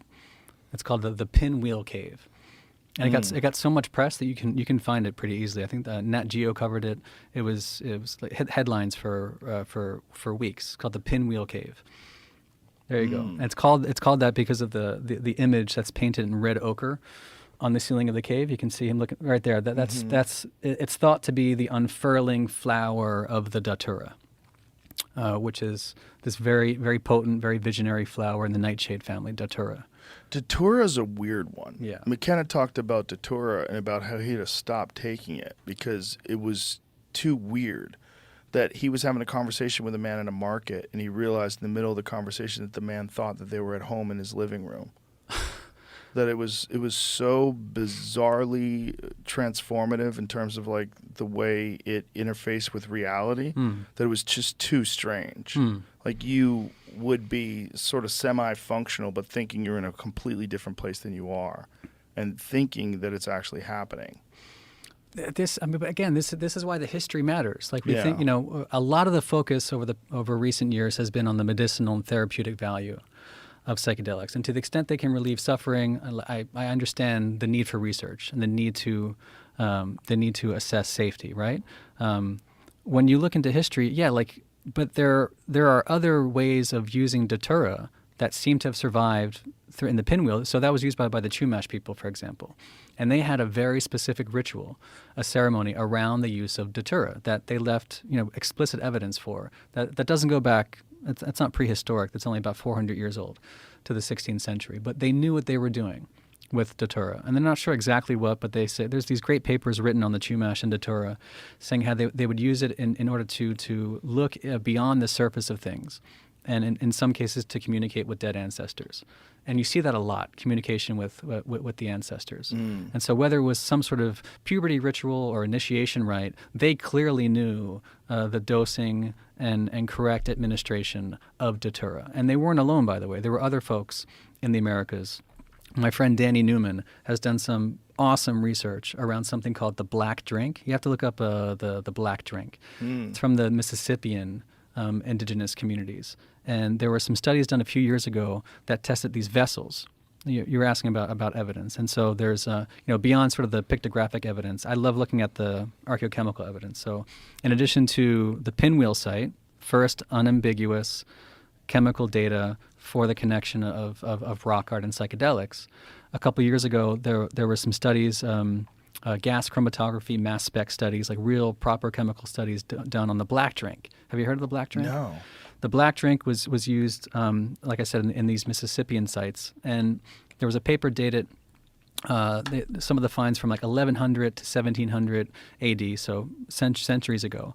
And they came this drink was prepared in these special vessels. And sometimes they take these anthropomorphic visuals. One is called like the old woman. And so within these vessels, they found the evidence not only for datura, like we just saw at the Pinwheel Cave, but for the yaupon holly. I think it's the only plant native to North America that's naturally caffeinated. Oh. It's called the yaupon holly. And so it was this caffeinated beverage that definitively had traces of atropine and scopolamine in them. And those are the active alkaloids in datura, the same alkaloids they found through chemical analysis at the Pinwheel site. So Scopolamine's a wild one. Scopolamine, yeah. That's a wild one. That's wild. That's the zombie drug. Mm-hmm. That's the drug that they can literally blow in your face and get you to do their bidding. Yeah. You've heard about that? Yeah. Colombian drug lords used to use it on people. Yeah. They'd blow it in their face. Yeah. They think that is the root of the concept of zombies. That, these people are just Yeah, Wade Davis has written some cool work on that. You know what it's also? it's also like when you get one of those little patches to avoid seasickness, Dramamine. That's scopolamine. Mm-hmm. That's crazy. But see, under the right circumstances. Right dose. Right. Yeah, you're not tripping. But if you took dose. those Dramamine patches and put them all over your fucking body. I don't think that's recommended. No, it's not. I don't recommend it.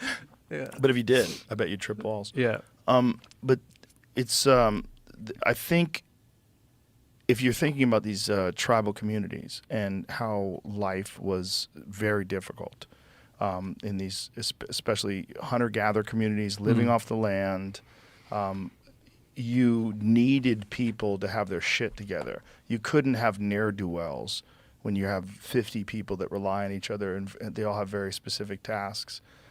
Everyone is responsible for something, and you cannot have irresponsible consumption of something that's so profound.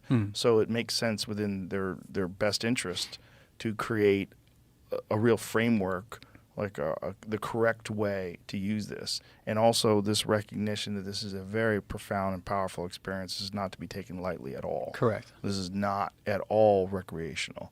This is something that you're going to do because you're going to have a transcendent experience. Correct. And that's what we lack today. That's what we lack today. And the more you study the ancient past, whether it's in ancient Greece or a lot of my book focuses on Paleo-Christianity, the more you see this kind of ritual.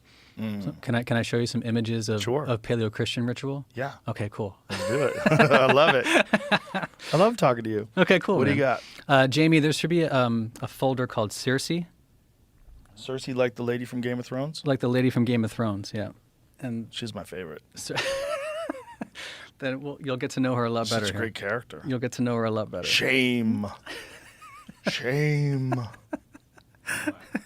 What am I looking for here? It's in my my Google Drive. Oh no, yeah, I have the folder. What do you want me to pull up? Oh, just the first few pictures are just from words. just from the first one. Yeah, we can start with we can go into the pictures. My point. It's just words though. It's That's fine. Okay. We can move forward from there. So, what I'm going to show you are some images from a hypogeum.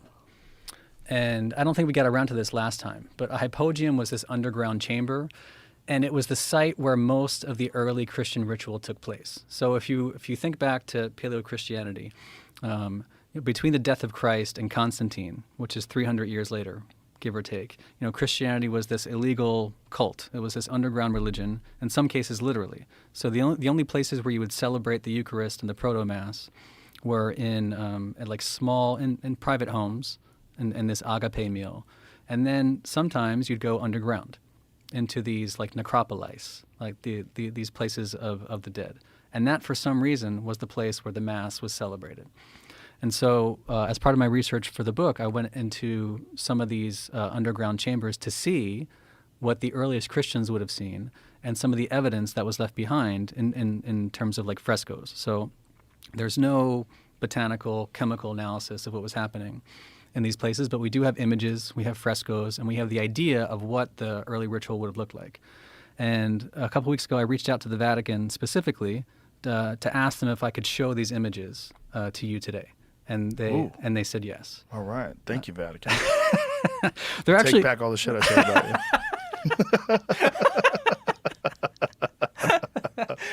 you. They're great research partners.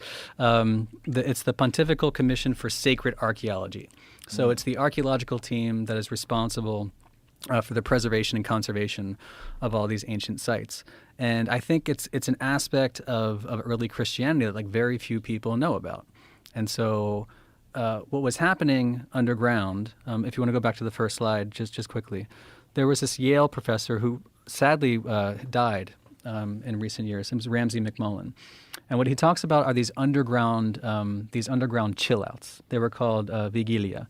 The Latin word for them is refrigerium, where we get the word refrigerator. So they were like underground chill outs where certainly the Romans, and it's believed the earliest Christians, would have gone to celebrate the dead with sacramental wine, with celebratory wine. They would have a wine ceremony in these dank chambers underground to like usher the dead into the afterlife or bring them refreshment. They were called refrigeria.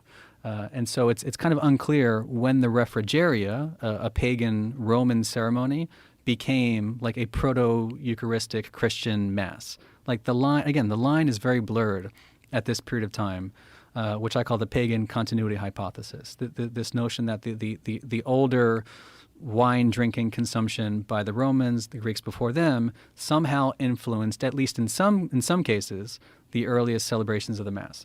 And so I just showed this quickly to show that, in these wine parties, Ramsey has this great line saying that this was not just picnicking at the bottom there. He said this was religion. So even though it looks like a picnic, it looks like they were gathering over almost like a Mexican Day of the Dead ceremony. Like they would meet by the graveyard to remember the dead and the ancestors. Yeah, there was wine and food, but this was religion to the ancient Romans. And I think to the Romanized Christians who followed them in the first century, second century, third century. So the next slide is that's just a bunch more text from a Catholic encyclopedia, by the way, from 1907, if I'm not mistaken. And it talks about how the celebration of the dead and this funeral banquet, you see right in the middle there, this notion that the funeral banquet is really kind of at the core of what the early Mass was. Even if you go back to the Gospels, it was, Jesus asking for the commemoration of this event. Do this in memory of me. As you do this in memory of me, remember my life, death, and eventual resurrection. This is sort of the prototype for the Mass. And so it's important to remember that the funeral banquet was there to bind those together who remained faithful to the memory of Jesus after his death. It's very similar to this Roman refrigerium. So I give all that as background just to show you the first couple images from the hypogeum. So if you skip to the next one, that's what it looks like when you go underground. It was discovered in 1919, I think, as a Fiat shop around the corner was trying to expand into a sunken garage. They came across these monuments. Wow. Which is not uncommon in Greece and Italy and around the Mediterranean. So they found this hypogeum, which dates to the 3rd century AD. So we don't have firm dates. It could be anywhere from like 220 to 250 AD. So this is the time period we're talking about. So these were tombs. They're rock-cut tombs in the hypogeum here. If you go to the next one, one of the first things I saw when I went into the hypogeum was this, which, it's a little strange because, again, you're trying to figure out if this is a Roman pagan refrigerium or if this is a Christian celebration of some sort of Eucharist. Because, again, this site is controlled by the Vatican. The Vatican has preserved this for reasons. And, it's been said by the Pontifical Commission that these are some of the most explicit and concrete evidence for the origins of Christianity. So this is, whether this is purely pagan or Christian is sort of a moment of debate. But, if you just look at it, what's odd is that you see 12 people gathered around a table. And when you think of 12 people gathered around a table, you think of something like the Last Supper. Mm-hmm. And so it's pretty clear that what's important to this dinner is the chalice that's being lifted by the servant there, or maybe it's a priest of some sort. So it's clear that whatever's happening, wine is important to this gathering of 12 people. The interesting part is the woman who's appearing in the back. If you look closely, there's sort of like this effigy of a woman descending exactly from the background to the foreground. It's thought that she is Aurelia Prima, and Aurelia was one of the dead women to whom the hypogeum was dedicated. And so what they think is that's her. This is one of the Vatican's interpretations, is that that's her emerging from the world of the dead to take place in this funeral banquet, in this ceremony. So we're not really sure. How do they interpret that? Because she's not seated at the table, and because what they think this is that whenever, especially because of the place that we're in, which is underground, that when wine is being served at a refrigerium, that the Romans would habitually do this in order to commune with the dead, not as a picnic, but as religion, as Ramsey McMullen says. So this was their religion for keeping alive that relationship to the dead and refreshing the dead in the afterlife. And when you went there to celebrate them, they would appear. And Ramsey has this great line in his scholarship where he says, the dead themselves participated, which is one of my favorite lines in his research. The dead themselves participated. Whoa. So that's Aurelia participating in a funeral banquet that's happening underground. Okay, so if we go to the next slide. So again, unclear if that's Christian or pagan. And then you see some of these images. That's interpreted as Jesus as the Good Shepherd from the Gospel of John. You see the goats down below. So that's either interpreted as Saint Paul or Plotinus. Plotinus was this Neoplatonic philosopher who lived around that time in the 3rd century. And so it's unclear if that's Saint Paul or Plotinus, or maybe it's Paul using the image of Plotinus to call up the imagery. And again, everything's very ambiguous because Christianity is illegal. So you don't go down there and paint very explicit images of Jesus or the Last Supper or Christian elements, because you could get in trouble for that, obviously. So there's a lot of ambiguity in these frescoes. So if you move past that, this is the most important one, which is kind of mind-boggling. So this is just to the right of that banquet scene, and it's called the Homeric fresco. And it's called the Homeric fresco because it seems to portray a very famous scene from Homer's Odyssey. And it's when Odysseus is stuck on the island with Circe, the witch Circe, the prototypical witch of antiquity, Circe.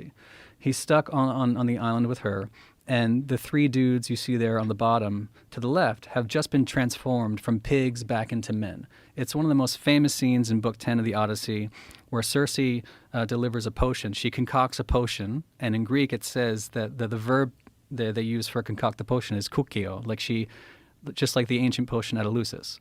This is one of the mythical precedents for what would become the actual kukion that was used in the Eleusinian Mysteries. And so she uses this mythical kukion in which she casts these drugs. It says that she puts drugs into this potion to transform the men into pigs, then back to men. And so it's a very, of all the 27,000 and change lines of the Odyssey and the Iliad, it's a particularly strange image to evoke from Homer, because Circe, amongst all the many things she's famous for, is for being a witch and for having this profound knowledge of the botanical world and potions and things that we might call psychedelics today. And so it's a really strange image to have there. And so the Vatican produced this monograph over a decade ago, where one of their scholars, Alexia Latini, goes over this in great detail to demonstrate why exactly this is Circe. And up above, that's another image of Circe with all her animals on this magical island. And what they found there exactly was cinnabar. And during the conservation process, they were able to identify the mercury sulfide that had been used to paint this red image of cinnabar around the house, which is a very telling detail, because there's a line just before this in the Odyssey where it talks about the fiery smoke coming out of Circe's palace. So between the fiery smoke and the cinnabar and the web down below, there's a lot of certainty that this is probably Circe. If you go to the next slide. Can I ask you? Yeah. What are those people laying down? If you zoom in on Circe? Right here? Yeah. Up above? What are those people laying down? Yeah, What's that supposed to represent? That's the interpretation from the monograph is that that's some sort of funeral bier. So so those are dead people. that could be dead people. Yeah. Which is also strange. What's that? Satan. Looks like Satan. That we can't make out. So the loom was another telltale sign. So there's the fiery smoke at the palace, and the loom is another telltale sign. So this is, if it were just this, you would think, okay, maybe it's just Circe and a loom. But if you go to the next slide, and the next one, yeah, there's a manuscript at the in the Pope's library called the Vergilius Vaticanus. You can find this online. And in the Vergilius Vaticanus manuscript, which is from about 400 to 430 AD, there's this picture of Circe and the loom, which corresponds to Circe and the loom on the right. So they know for sure, with relative certainty at least, that there's some image continuity between Circe and the loom. And she's talked about in the ancient literature as always being at the loom. So the confidence is rising. And for folks who don't know what a loom is, it's how you create cloth with threads. Some people, yeah, that's true. So with this, for you're just listening to this, what she has is like, if you've ever seen people make cloth in a traditional way with a loom, she's got why did they depict her with a loom? Why was she known as a person who makes cloth? Because that's what Homer said. That's what Homer says in his epic poetry. And that's what Virgil also says in his epic poetry. So Homer writes the Odyssey. Centuries later, Virgil writes the Aeneid. That's sort of the mythical founding of Rome, the main character, Aeneas. And in both versions, there's a Circe character. So this Circe character survives for centuries in the ancient world, from the Greek to the Latin. And in both cases, the loom is mentioned. And also, what's mentioned in these passages are the fact that Circe uses potent herbs. In the Latin, it says potentibus herbis. So she's using potent herbs and mixing up potions to transform these men into pigs, and vice versa. So, like, it's a very strange idea to have a pagan witch in a fresco that's been preserved in this Paleo-Christian monument. Combined with this refrigerium sort of Eucharistic celebration of the dead. And then in the last few images, what it depicts is a woman being initiated into these high mysteries. So things you don't normally associate with early Christianity. Jamie, there's just in the last slide real quick, I just want to show you this image of the woman. So there are three different chambers in the hypogeum. If you go back a couple, and I'll show you these two in a second. Yeah, there, that's fine.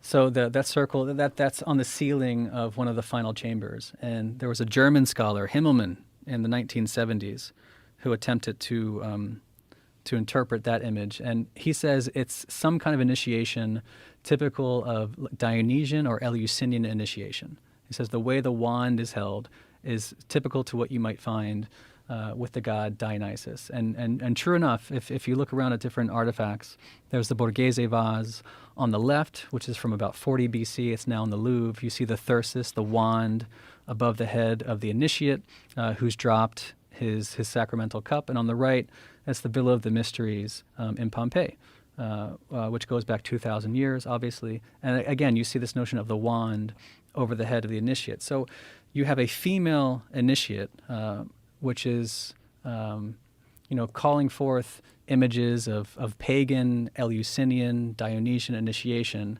next to an image of Circe, a pagan witch, next to this image of this refrigerium banquet. And it's all very ambiguous.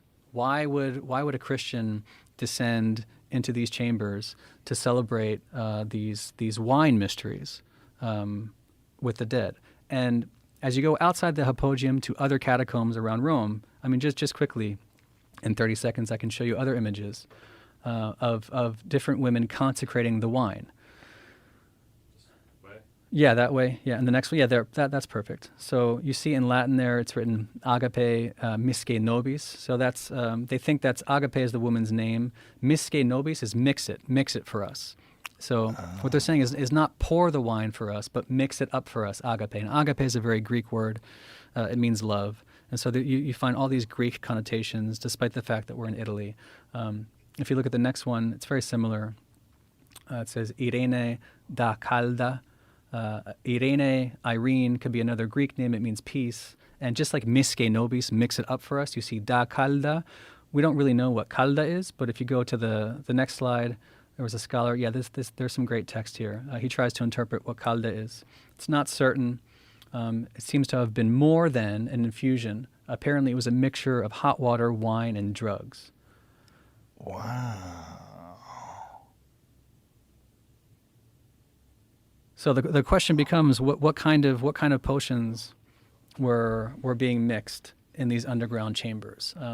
This is at a different catacomb of Marcellinus and Pietro. I showed you the hypogeum, and so there's, these were the places where wine was being consumed by Paleo-Christians in antiquity, and I think it's fascinating. It is. And it raises lots of questions. A lot. But it only makes sense. We know those compounds existed, and we know that people take those compounds and have these profound experiences. And when you had no explanation for that, and you didn't know like how it was, interfering or interacting with the human mind and what chemicals they were, and like, of course you would lean on those. I mean, that would be like the primary source of some sort of an attempt of understanding the great mystery of the life. This makes sense. And the dead remember, the dead are participating. That's wild. Right? It's a funeral banquet. Yeah. And you see this time and again in these ancient mysteries, this notion of a funeral banquet and the ritual consumption of powerful compounds. McKenna believed that when you entered into psychedelic states, you'd enter into a well of souls, disembodied souls. Or it was at least theorized. That was like one of his thoughts, like that's what you were experiencing. Yeah, it's the same with Dionysus, actually.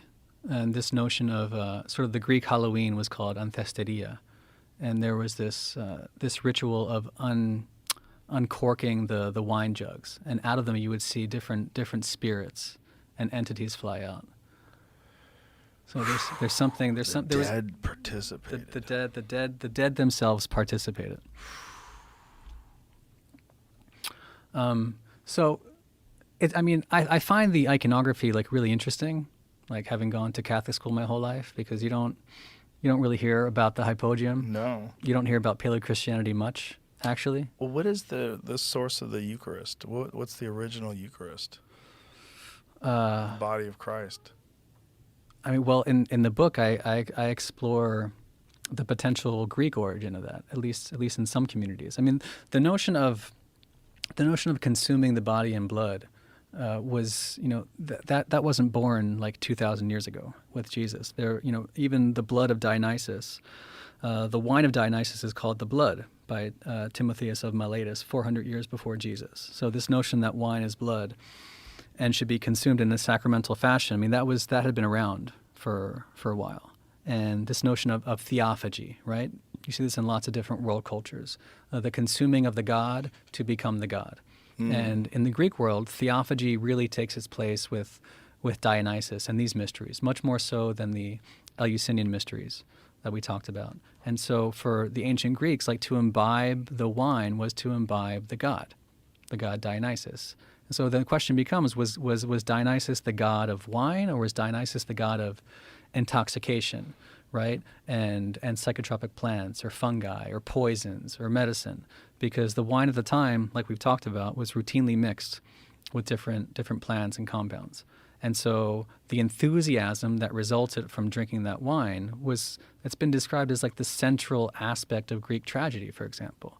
Like when we saw the Theater of Dionysus on the southern slope of the Acropolis, they think that wine was consumed there in another way to experience communion with Dionysus. The wine at the theater was called trimma, and trimma in Greek means like rubbed or pounded.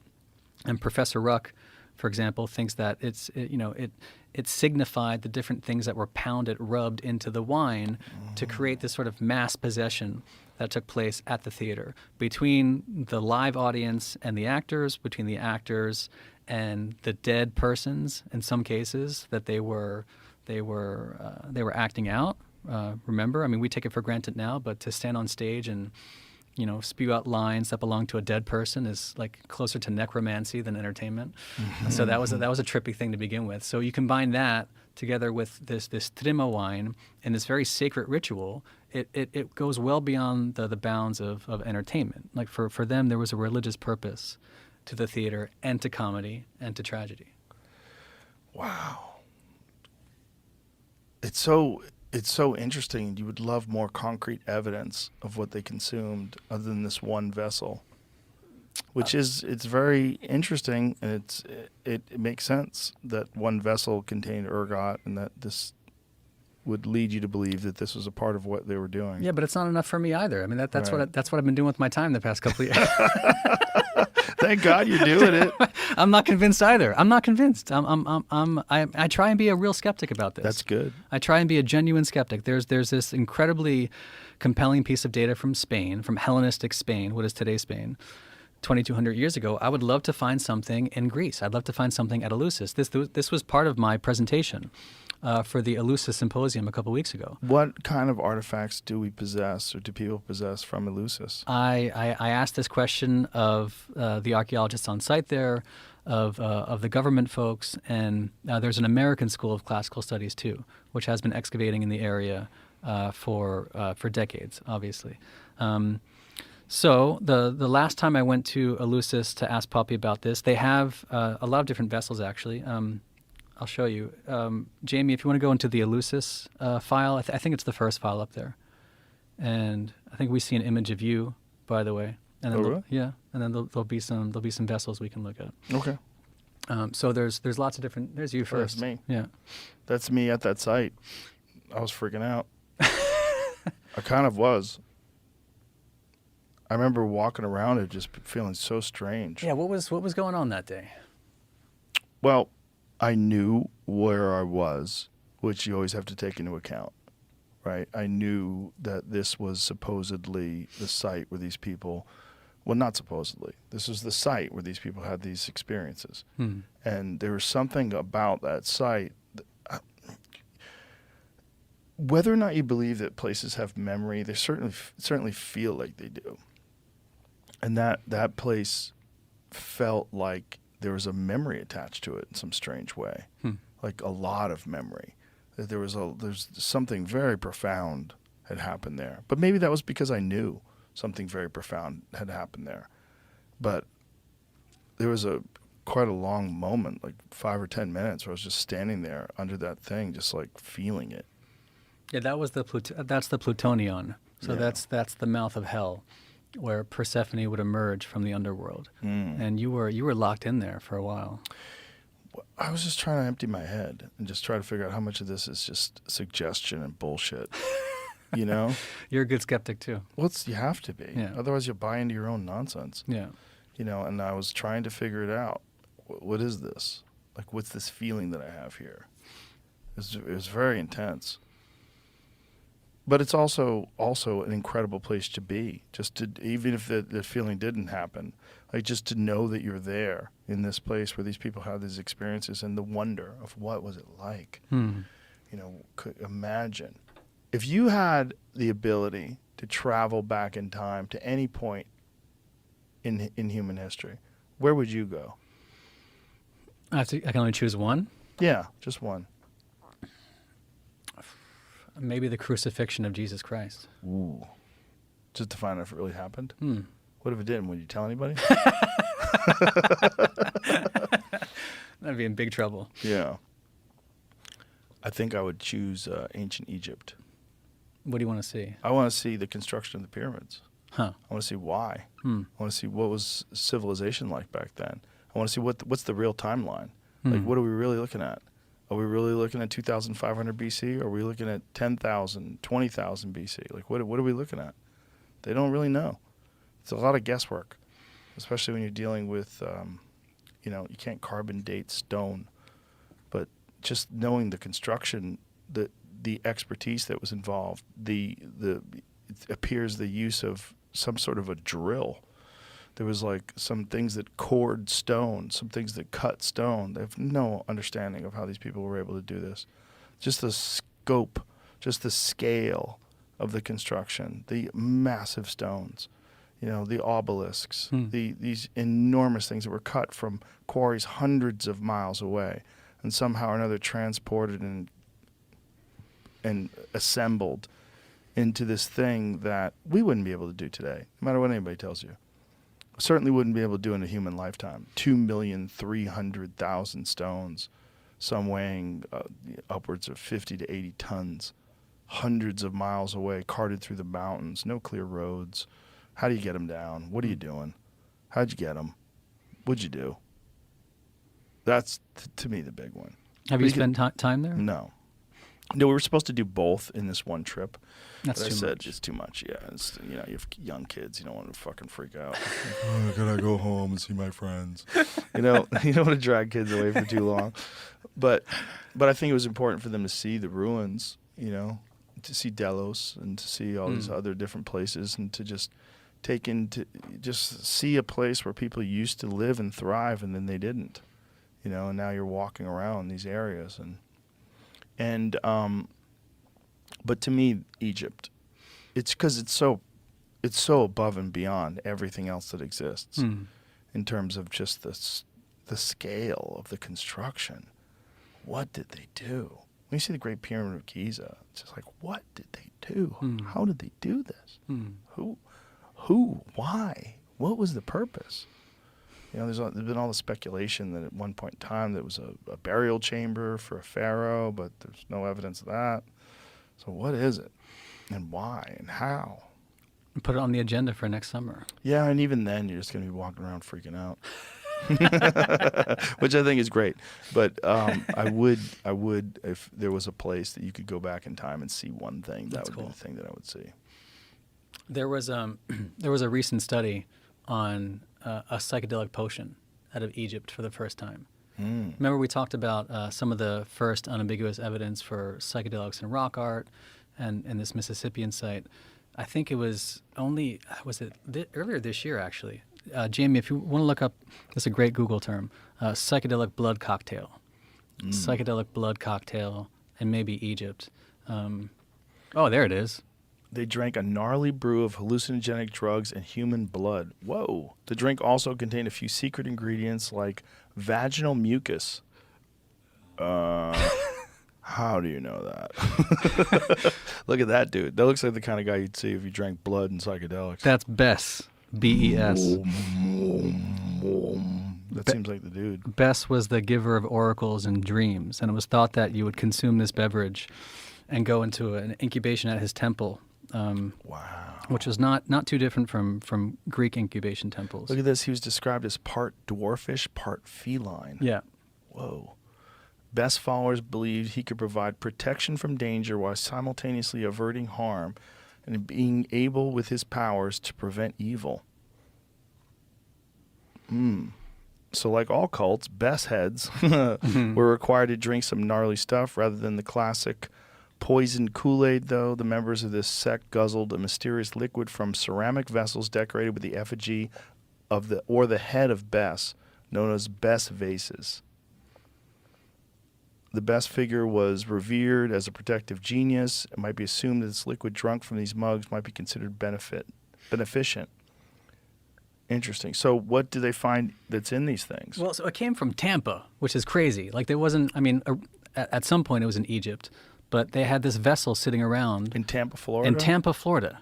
Oh, whoa. From the 2nd century BC, which is why the science is so interesting. These can be vessels that sit in museums for decades, and they still preserve these compounds. So they did liquid chromatography, tandem mass spec, this chemical analysis.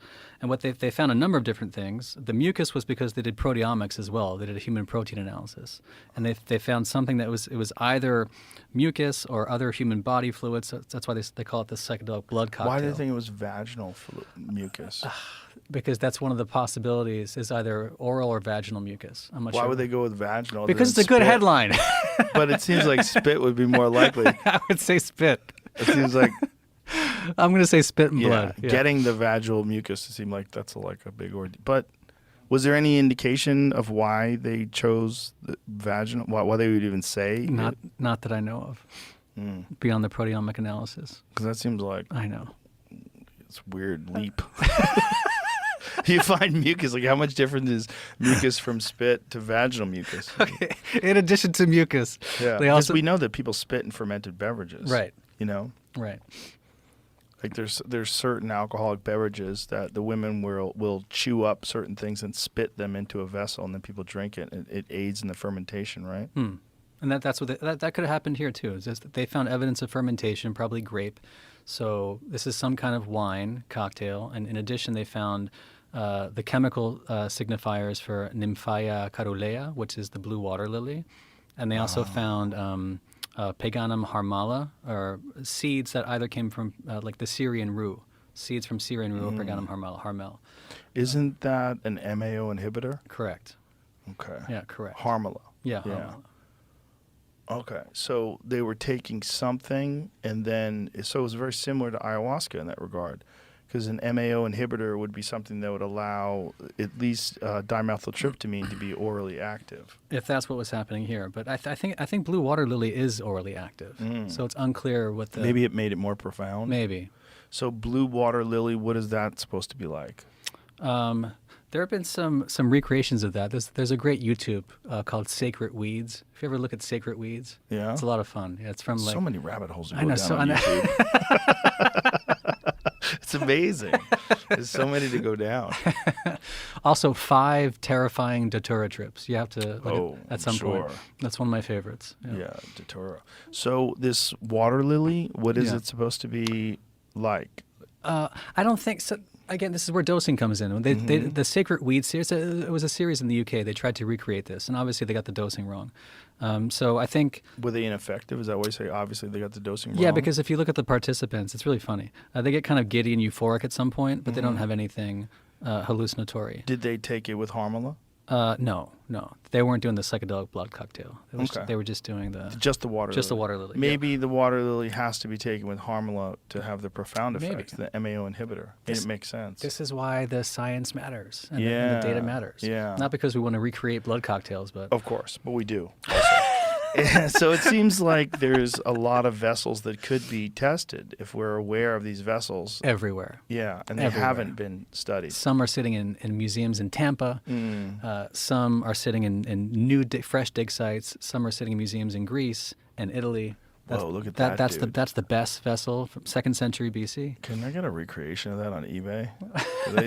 Does somebody make that? That seems dope. I want to drink my coffee out of that. Someone's got to make Joe a best vessel. Fuck yeah. For coffee in the morning? That'll be a way to start your day off correctly. You spitting it? Drink out of that. No, I wouldn't do that. Drink out of that guy's head. Drinking out of that guy's head would be pretty fucking cool. So with this blue water lily and so they know that those two things were in there, Harmala and blue water lily. Mm-hmm. Was there anything else other than fermentation? So presumably some alcohol. There was some alcohol. We're not sure in what amounts. There was just some evidence of fermentation. Aside from the Harmala and the blue water lily and maybe some honey. And Which was also used as a preservative for psychedelics. right. It was one of the ways that they preserved mushrooms. They would preserve mushrooms in honey. Yeah, and that shows up a lot in some of these ancient potions.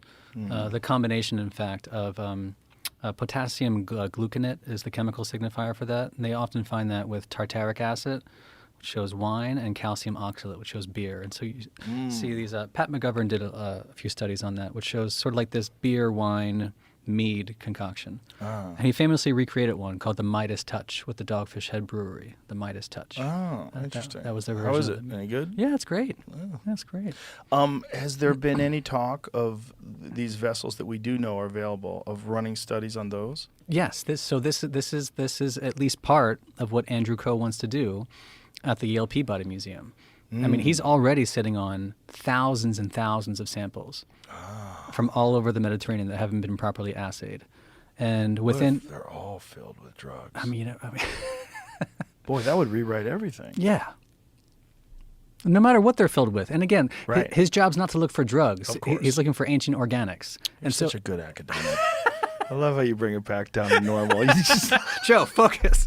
Focus. thank you. Thank you for being Science. here. Thank you. Appreciate you. But it could be fragrance or medicine. Sure. Yeah. Let's find out what's in there. Incense, Kefi Right. incense, this famous Egyptian incense. He famously found the Tel Kabri wine, and they announced that in 2014 from Galilee at Tel Kabri. It was wine mixed with all kinds of things we talked about last time, I think, like honey and storax and terebinth, cypress, cedar, cinnamon, all kinds of fun things. So he's been able to show that wines of the time were routinely mixed with different things. You're seeing the blood cocktail, you're seeing the datura use at Pinwheel, and you're seeing the black drink in the Mississippian sites. I mean, this is we all didn't relatively discuss that too deeply. Like, what was the black drink made with? new. Datura and Yapon Hali. And that was the caffeine. And what does it look like? This Yapon holly? Is it a fruit? Is it a leaf? It's Like, a plant. it's a plant, and it contains caffeine. Yeah, I found something. I was trying to bring it up, but I Okay. didn't get to it yet. Its scientific name is something interesting. Ilex vomitoria. Yeah, Oh, which makes means you puke. Yeah. Yeah, it was Interesting. It was a purgative, apparently. Ooh, right. Like a lot of these are. Yeah. Yeah. Yeah. You purge, and then you have this experience. Interesting. Interesting. So datura and caffeine mixed together. Is it a high dose of caffeine? Yeah, Like it's 6 times as high as a cup of coffee almost. whoa, whoa. It's the only caffeinated plant found in North America, I think is what I read too. Right. Is there any history of humans using it other than in that fashion? Like people eat it? The Yaupon holly? Yeah, like they do when they chew coca leaves in order to get energy. You can find YouTube videos of people making like a caffeinated tea today. People who know how to manipulate. Sounds like you could fucking kill yourself with that kind of caffeine tea. Right? There you go. Well, that's what it looks like. So it's little berries, huh? Yeah. Plants. And so is the fruit of the tree what gives you caffeine, or is it the leaves? I think it's the leaves. It's like North American mate. Oh, interesting. Have you tried this? No. It says Yaupon holly drink for sale. Yeah, I'm trying to see what. Oh, you could buy it? I would imagine someone knows that you could. Black drink Wikipedia. Yeah. Go shopping. Click the shopping link. Just go shopping for Yaupon holly. Interesting. There it is. Interesting. So you can get it as a tea online. I wonder if it's legit. Because it seems like that would be like super potent. Like they'd have to tell you. It's like a Monster Energy drink in one little tiny cup, right? Wouldn't it be? What does it say there, Jamie, for caffeine content? I'm looking. That's what I was looking for. It doesn't say on that part of it. It says it makes a half gallon. That little thing is like a concentrate, like cold brew almost, I'm guessing. Oh, interesting. So you make a half gallon out of that one little thing. You have to mix it up. So it seems like we have a wealth of things to test for, but a scarcity of tests that have actually been run. And a scarcity of testers, which is why Andrew Coe's work is so important to support. And as a result of conversations like this and the book coming out, we're launching a foundation called the Athanatos Foundation, which means immortal in Greek. And part of the genesis behind that foundation is to help to support different work like this, which is largely unfunded and unacknowledged. So there aren't many archaeochemists doing the work that Andrew's doing, which I think is super important for reconstituting some of this really cool history. I mean, a lot of which is just emerging in the past couple of years. Like a lot of the things we're discussing are things that came out after the book was published. So there's a lot of cool work. And again, between the sciences and the humanities, people who are textualists and like to compare this, folklorists, anthropologists, there's a lot of disciplines that can converge on these studies. And in addition to the work at Yale, there's been a lot of interest at Harvard too, around psychedelic studies outside the clinical setting, which is really cool. So not only at the Harvard Divinity School, but Harvard Law School and the faculties of arts and sciences. They have a humanities center there. And we're just about to launch actually a series of fellowships together with Michael Pollan between Harvard and Berkeley to continue looking at these kinds of questions, again, outside the clinical setting. So looking with a lens of the social sciences and the humanities, historians, anthropologists, cultural criticism, you name it, like taking a look at these kinds of studies from very different lenses to see what we can learn about the ways that our ancestors interacted with the natural world. So speaking of Michael Pollan, how's the caffeine treating you? Did it do anything for you? I definitely feel it, yeah. Yeah? Yeah, Do you feel it differently than you used to? I mean, I'm much more awake, yeah. I'm much more awake. I've been feeling very sleepy recently. Yeah? Yeah, I feel much more We awake. got to get you healthy, Brian. I know, man. I'm going to put you on a schedule. We're going to change your diet. That's what's most important. Yeah. Yeah. People think of their diet as just stuff they eat that tastes good. Like you really have to think of it as the literal foundation of your structure as a biological organism. I mean, any nutrients that I do get are fully thanks to my wife. If it were up to me, I'd eat. Accidentally. I mean, yeah, because she's a great cook. And she's very concerned about nutrition for me and the that's girls. good. If it's just me, I would eat peanut butter all day. That's not good. I know, Brian. I know. That's the problem with a lot of intellectuals. I know. They spend so much time thinking and not enough time thinking about their body. You think of the mind as being separate from the body, but it's not. It's all one thing. And if the body works better, the mind works better. Yeah.